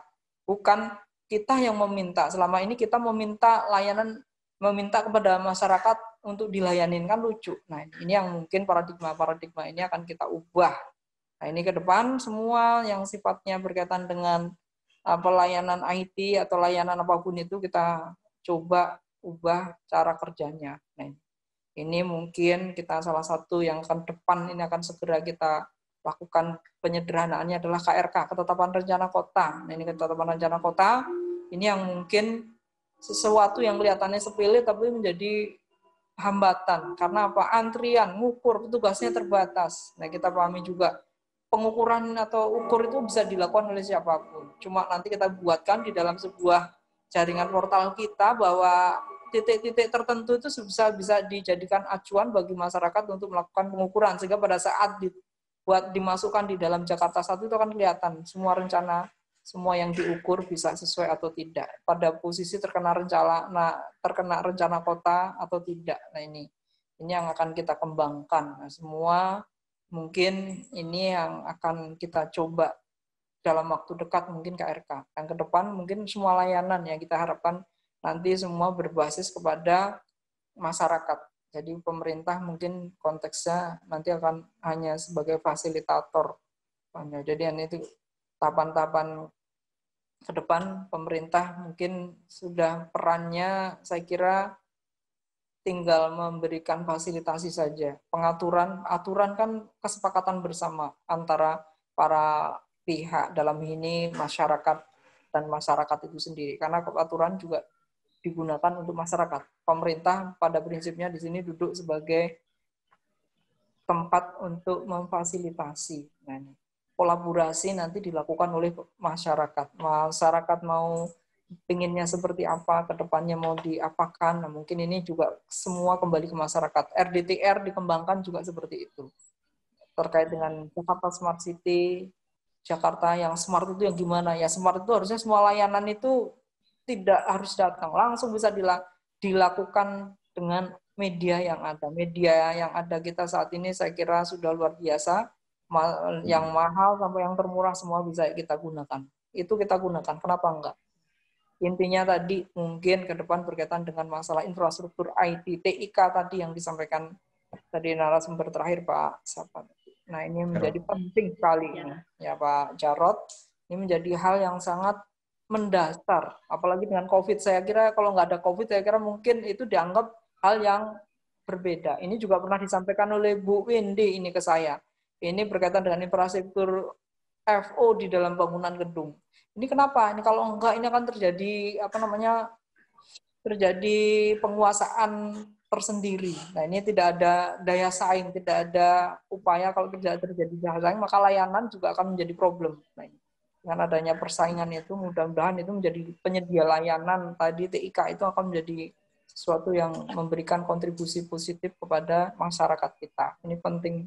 Mudah-mudahan ini bisa kita dorong ke depan, yang kita coba ini menjadi sesuatu yang menjadi kebiasaan, dan bukan menjadi tambahan pekerjaan. Selama ini TIK atau infrastruktur IT itu menjadi pekerjaan tambahan, bukan sebagai sesuatu yang menggantikan, mensubstitusi. Nah, ini yang problem. Selama itu IT hanya sebagai hal yang bukan mengganti, maka ini akan menjadi masalah. Artinya apa? Menjadi tambahan pekerjaan baru. Ini yang mungkin nanti harus kita hindarkan. Sehingga layanan-layanan itu ya harus live benar. Itu harus real time, bahwa saat ini saya masukin langsung bisa direspon, bisa diketahui tanpa harus datang dan sebagainya. Nah, ini mungkin ke depan bisnis proses IT ini yang harus kita masukkan di dalam bisnis proses birokrasi. Nah, sehingga pelaksanaannya menjadi lebih cepat, lebih efisien. Saya kira itu. Iya, terima kasih banyak Pak Heru. Ini kita ada pertanyaan, satu untuk Pak Christian Aryo, lalu nanti ada pertanyaan lagi untuk Pak Heru lagi, kita gantian dulu. Untuk Pak Aryo, pertanyaannya dari Pak Tio juga, bagaimana dengan rencana ketersediaan lebih banyak lagi bangunan kosong? Karena BUMN dan pemerintah akan pindah ke ibu kota negara baru. Nah, ini pemindahan ibu kota baru ya, bangunan kosong kalau BUMN pindah. Apakah ketersediaan ruang yang banyak ini bisa direvitalisasi? Pak Heru, ada dua pertanyaan ya. Pak Heru juga nanti mungkin sudah ini bisa dijawab Pak Heru. Apakah Perda nomor 1 2014, Perda RDTR bisa mengakomodasi hal ini? Mungkin Pak Aryo dulu gitu biar kita gantian. Jadi pertanyaannya apa Pak buat saya? Pertanyaannya adalah ketika pindah ke ibu kota baru, nanti BUMN akan pindah, bangunan-bangunan yang ditempati BUMN ini akan kosong. Nah, apakah bisa direvitalisasi bangunan dan ruangnya? Kalau pertanyaan seperti itu ya bisa gitu. Jadi bangunan-bangunan kosong ya bisa adaptive reuse. Jadi kita bisa lihat kebutuhan ruangnya seperti apa. Terus kita bisa lihat juga tadi yang menarik Ibu Wendy juga bilang mungkin ada densifikasi. Soalnya kalau kita lihat juga sebetulnya ibu kota pindah atau tidak pindah, kalau menurut saya itu Jakarta akan tetap Jakarta gitu, karena secara historis, infrastruktur dan lain sebagainya itu sudah ada. Walaupun ibu kota pindah, Jakarta akan tetap jadi tempat kayak pusat-pusat ekonomi gitu. Jadi kalau kita lihat banyak sebetulnya. Kalau semuanya dipindah ke utara, Indonesia di bagian selatan bakal kesepian, nggak ada kegiatan lainnya. Jadi itu sebenarnya jadi kesempatan juga gitu. Jadi bisa kita jadikan bangunan bersejarah, kita bisa jadikan reuse, atau misalnya kebetulan bangunan tersebut ada di tengah kota, tanahnya besar, mungkin itu kesempatan ya buat densifikasi. Jadi kita bisa injek yang tadinya misalnya di daerah sekitar istana dan lain sebagainya, daerah seperti itu mungkin lebih banyak yang saya bilang tadi homogenik usage-nya, mungkin di situ menjadi kesempatan untuk kita gitu, untuk injek fungsi lain gitu, untuk attract yang hal-hal lain gitu. Jadi saya pernah diskusi dengan beberapa teman juga, Jakarta itu sebetulnya di daerah pusat kota Jakarta itu yang kurang sebetulnya penduduknya. Jadi nggak banyak orang yang tinggal di pusat Jakarta, itu kebanyakan orang yang di pusat Jakarta itu kebanyakan orang yang kerja. Jadi dia datang, habis itu dia pulang gitu. Jadi tantangannya Jakarta itu sebetulnya bukan cuman apa ya istilahnya, bukan cuman koneksi antara tempat tinggal, perumahan dan perkotaan gitu. Sebetulnya tantangan Jakarta gimana, apalagi daerah pusat kota Jakarta ya, tempat komersialnya itu, bagaimana tantangannya itu untuk membawa populasi masuk dan tinggal di situ gitu. Jadi kalau saya lihatnya sebetulnya itu kesempatan seperti itu. Oke, terima kasih Pak Aryo. Terima kasih. Oke, ini pertanyaan dari Pak Heru, untuk Pak Heru juga dari Ibu Aryani, lalu nanti sudahnya ada pertanyaan dari Pak Karuna. Pertanyaannya adalah, Pak Heru, apakah di Jakarta diterapkan aturan RTBL dalam skala minimum 60 hektar sampai 200 hektar sebagai jembatan antara RDTR dengan PRK yang biasanya lebih kecil luasannya, sehingga bisa diarahkan secara cepat aturan peralihan pada kawasan yang dibutuhkan perubahan? Silakan Pak Heru.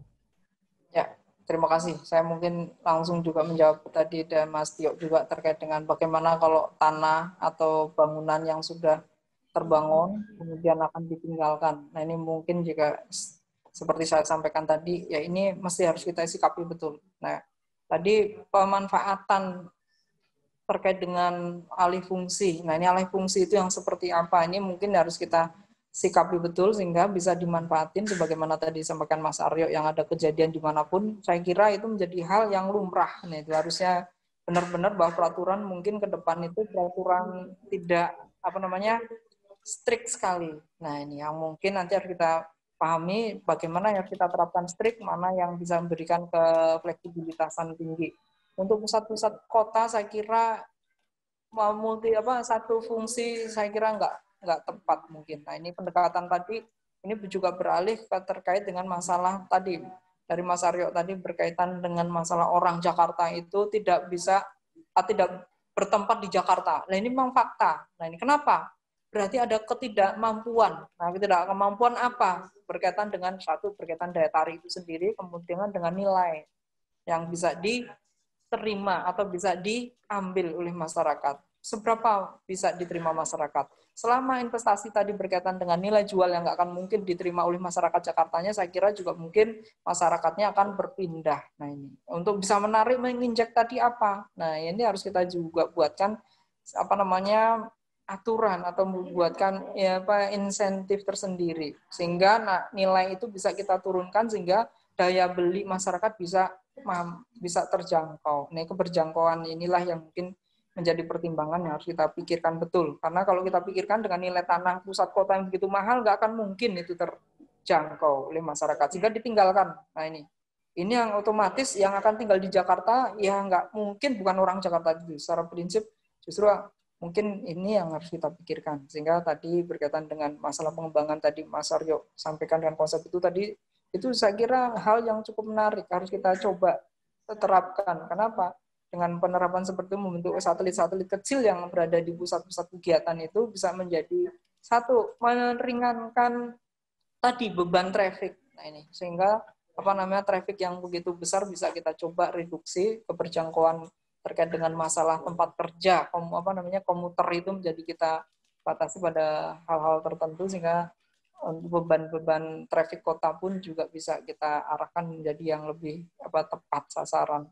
Saya kira itu. Kemudian menanyakan berkaitan dengan pertanyaan kedua tadi dengan RTBL. Kalau Jakarta ini, ketentuan yang berlaku di Jakarta ini mungkin bukan RTBL, rencana tata bangunan dan lingkungan. Kita dekati dengan hampir mirip, yaitu dengan PRK, Panduan Rancang Kota. Nah ini atau UDGL yang kita kenal di Jakarta. Untuk daerah-daerah tertentu yang akan kita kembangkan, kita buatkan guidance-nya dengan menggunakan UDGL, Urban Design Guideline, atau kita sebut dengan Panduan Rancang Kota. Nah, ini memang hampir mirip dengan RTBL, namun kalau di RTBL itu kalau kita cermati, itu sangat-sangat sebenarnya meng-guide kita kepada hal yang lebih spesifik, sangat teknis detail. Saya kira untuk perencanaan kota yang terlalu detail itu justru mungkin menjadi hambatan tersendiri. Sehingga kalau di wilayah DKI kita membuatkan panduan rancang kota yang mungkin memberikan fleksibilitas juga. Kalau kita lihat aturan pembuatan RTBL itu sampai membuat indikasi program, kegiatan dan sebagainya yang mungkin itu pada prakteknya ternyata nggak mudah seperti itu. Nah ini mungkin ada kondisi tertentu RTBL bisa dilakukan kalau itu memang dalam penguasaan kita sepenuhnya. Nah, ini. Tapi prakteknya itu tidak. Nah, ini. Dalam penyusunan UDGL atau PRK di Jakarta itu biasanya pelibatan banyak stakeholder. Nah ini memang menjadi hambatan tersendiri. Apabila itu bisa dilakukan dengan pendekatan-pendekatan yang lebih spesifik, mungkin bisa kita kembangkan lebih baik lagi. Ini memang dibutuhkan banyak hal, khususnya dalam penyusunan UDGL itu seharusnya terjadi namanya konsolidasi. Tanpa konsolidasi rasanya mengembangkan itu menjadi hal yang berbeda lagi. Nah, ini mestinya kita bisa melakukan konsolidasi. Konsolidasi itu biasanya bisa dilakukan apabila semua merasa berangkat bareng-bareng. Tapi prakteknya dalam pembangunan kota tidak bisa dilakukan secara bareng-bareng ini. Coupling satu dikembangkan lebih dulu, coupling berikutnya belum dikembangkan, dan sebagainya. Ini hal yang mungkin di dalam UDGL kita, atau mungkin tadi kalau di dalam ketentuan peraturan di pusat dikenal dengan RTBL. Nah, RTBL ini yang di dalam pelaksanaannya mungkin kita sedikit modifikasi menjadi panduan rancang kota untuk wilayah DKI, dan batasannya itu tidak mengenal batasan luasannya. Kita kembangkan dengan skala mana yang bisa di-handle untuk dikembangkan. Kira-kira pembatasan delineasi penyusunan UDGL untuk wilayah Jakarta seperti itu. Jadi tidak ada standar luasan sarannya. Saya kira itu. Terima kasih. Baik, terima kasih Pak Heru. Berikutnya ada pertanyaan dari Pak Karuna.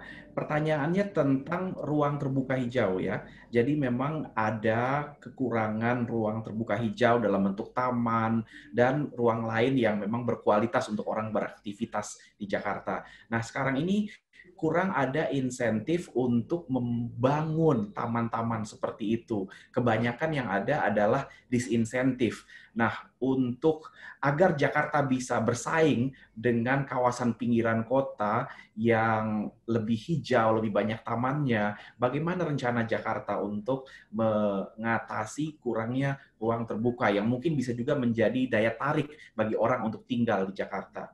Nah, ini mungkin Pak Heru dulu mungkin ya. Ya, mungkin terkait hijau ini sesuatu yang cukup menarik nih sebenarnya. Hijau kita pahami sebenarnya itu kan memberikan nilai positif di dalam segala hal, baik itu aktivitas, kegiatan, dan sebagainya yang ada di dalam perkotaan. Sebenarnya kita berharap di dalam ketentuan Undang-Undang Tata Ruang itu disyaratkan bahwa perkotaan itu diupayakan itu bisa memenuhi ketentuan hijau itu sekurang lebih 30%. Problemnya, nah ini problem di wilayah Jakarta itu keterbatasan satu lahan, kemudian nilai investasi, nilai tanah itu sangat tinggi sekali.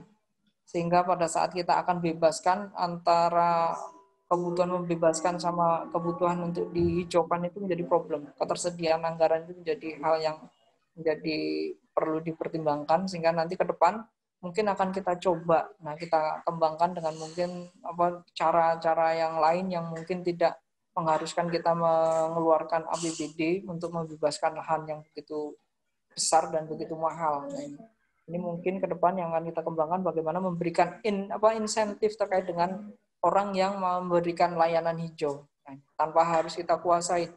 Ini hal yang mungkin bisa menjadi hal menarik bagi para investor, sehingga pada siapapun yang memberikan kontribusi hijau, maka mungkin akan berikan insentif berupa tadi, bisa masalah daerah. Secara prinsip masyarakat yang menyerahkan misalkan 30% lahannya untuk didedikasikan menjadi hijau, maka kita mungkin akan kita buatkan ke depan itu adalah kita anggap sebagai daerah perencanaannya, sehingga tidak kehilangan daerah perencanaan. Nah ini yang mungkin menjadi hal menarik ke depan. Tanpa itu saya kira sulit sekali masa pemerintah untuk membebaskan dengan nilai segitu, dengan 30%, saya hitung-hitung dengan nilai rata-rata misalkan per meter persegi taruh aja 5 juta berapa butuh tahun. 50 tahun belum kepegang. Itu pun dengan rutin, dengan asumsi. Nilai itu adalah tetap. Nah, ini yang mungkin nanti ke depan harus kita pikirkan, sehingga aturan berkaitan dengan pemenuhan hijau yang menjadi hal penting di dalam kehidupan perkotaan ini harus kita tetap upayakan.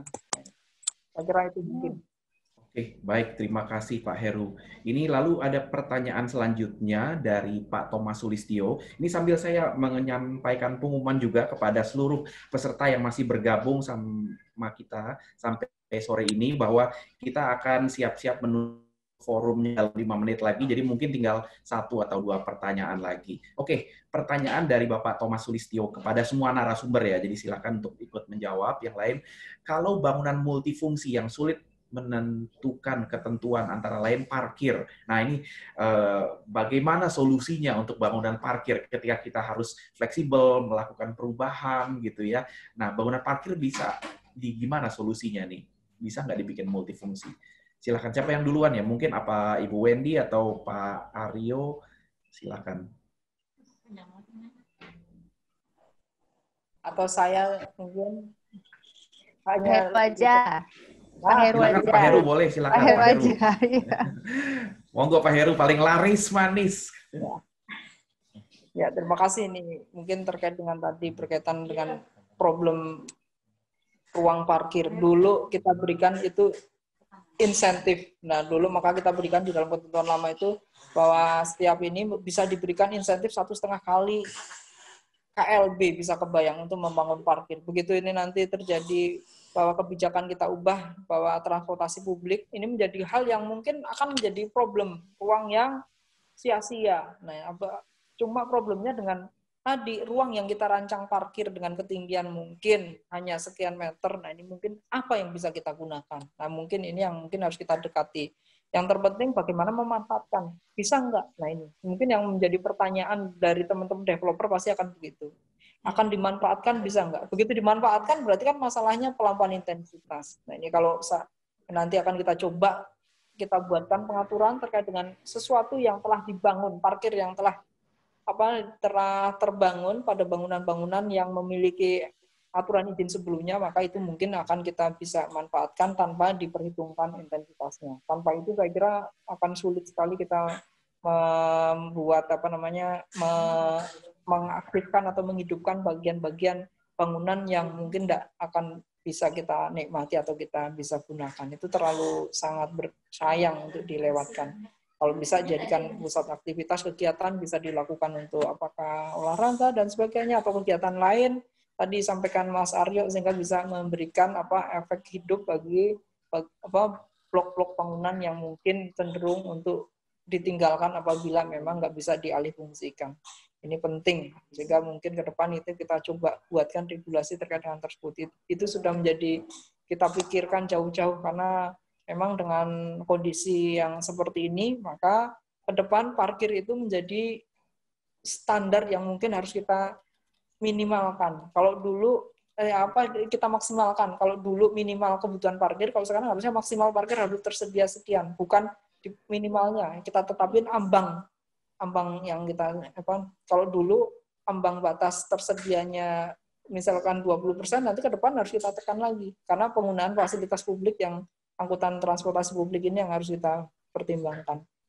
Namun ini kembali lagi seperti tadi konsep Mas Aryo, selama itu satelit-satelitnya terbangun, itu tetap dibutuhkan pergerakan. Nah, ini yang menjadi problem sebenarnya. Nah, itu tanpa tadi mengcombine antara hunian dengan tempat kegiatan kerja dan sebagainya, itu mungkin itu bisa mereduksi tadi, sehingga bangkitan-bangkitan atau kebutuhan parkir menjadi bisa kita tekan. Saya kira itu. Oke, baik Pak Heru, terima kasih. Ini ada pertanyaan terakhir, kita akan tutup dengan pertanyaan dari Pak Adrianto, dan sepertinya pertanyaannya juga diarahkan kepada Pak Heru. Salam Pak Heru, salah satu mekanisme yang menjadi katalis pembangunan adalah insentif dan disinsentif. Kita mengenal saat ini ada disinsentif dalam bentuk pengenaan kompensasi in kind, misalnya pembangunan infrastruktur, namun dalam konteks memberi gairah investasi pada kawasan dengan nilai lahan tinggi sejauh mana insentif keringanan fiskal di Jakarta terimplementasi. Insentif keringanan fiskal contohnya pengurangan pajak ya. Contoh misalnya untuk kawasan pemugaran kota tua. Silakan Pak Heru, apakah ada insentif yang seperti disampaikan tadi? Ya, Fiskal. ya. Ini mungkin penerapan insentif dan disinsentif yang harus kita coba tepat sasaran ke depan. Nah, tadi berkaitan dengan masalah kalau daerah yang akan dikembangkan justru mestinya bukan dibebani. Nah, mestinya harusnya diberikan kemudahan mulai dari masalah perizinan atau sebagainya atau teks dan sebagainya. Nah, ini yang ke depan justru akan kita coba rumuskan kembali, kita strukturkan kembali apa itu insentif ke depan bagi pengembangan di kawasan tertentu wilayah kota. Justru yang harus kita berikan disinsentif itu tadi, kota yang nggak akan kita kembangkan dipaksa untuk berkembang. Nah, ini yang mungkin harusnya diberikan disinsentif berupa apa? Nah, tadi kompensasi-kompensasi lain yang nanti ke depan mungkin justru yang akan kita coba alihkan. Ini sekarang itu adalah berkaitan dengan kewajiban SBPT. Selama ini disebut kewajiban, namun kewajiban itu tidak semua sama. Nah, ini ada orang yang diberikan kewajiban, ada orang yang nggak diberikan kewajiban. Ini menjadi masalah. Nah, ini harusnya nanti ke depan harusnya kita coba bagaimana kita rumuskan kewajiban bagi semua pengembang itu relatif harusnya sama. Dan tadi ada orang yang terkena hijau gitu besarnya, ada orang yang tidak terkena sama sekali. Nah, ini barat kayak dapat kutukan. Nah, ini ya seharusnya ke depan kita rumuskan kebijakan kewajiban mungkin nanti akan kita rumuskan dalam bentuk apa ya, development charge lah yang mungkin menjadi hal yang harus kita pertimbangkan sehingga semua menjadi setara sama. Nah, tidak ada yang mendapat untung, semua tidak ada yang mendapat rugi semua. Nah, ini yang nanti kita pikirkan. Prakteknya ini yang mungkin masih ada. Ini berkaitan dengan masalah pengembangan kawasan di atas 5.000 meter persegi yang terkena kewajiban di dalam konteks perizinan pemanfaatan ruang. Nah, ini yang mungkin harus kita rumuskan kembali. Terkait dengan insentif tadi yang disampaikan, harusnya ke depan memang insentif pada bagian yang akan kita kembangkan, misalkan kota tua yang akan kita kembangkan untuk kita hidupkan, ya apa yang tepat untuk diberikan di sana. Terhadap pengembangan di situ, bolehkah misalkan insentifnya itu dialihkan? Nah, ini mungkin daerah-daerah tertentu yang nggak bisa dikembangkan, namun bisa memberikan impact balik itu apa? Nah, ini orang kalau misalkan di kota tua itu secara fisik nggak akan mungkin intensitasnya itu dinaikkan, karena sebenarnya akan merusak kota itu sendiri. Namun bisa untuk tumbuh di situ apa yang bisa menarik? Nah, ini selama apa yang diinvestasikan dan kemudian apa yang akan didapatkan itu nggak kembali, saya pikir rasanya kota ini nggak akan ada investasi yang akan bisa dikembangkan. Artinya pemerintah daerah sendiri yang akan mengembangkan. Artinya kalau kemampuan pemerintah ya akan sangat terbatas. Sehingga kota mungkin akan tumbuh juga lebih terbatas karena melihat kemampuan Pemda. Saya kira itu mungkin ke depan harusnya tidak seperti itu. Kita ke depan mengembangkan kota itu harusnya mengembangkan ke semua secara bersama-sama. Ini kota itu milik kita semua. Nah, pemerintah memberikan fasilitasi ke depan. Mungkin yang harus kita buatkan regulasi-regulasi terkait dengan tadi. Kalau memang kita berikan investasi pada daerah tertentu, ayo kita berikan insentif, nah, misalkan seperti itu, sehingga orang bisa mau bersaing untuk berinvestasi pada daerah-daerah yang akan kita kembangkan. Saya kira itu. Baik, terima kasih Pak Heru.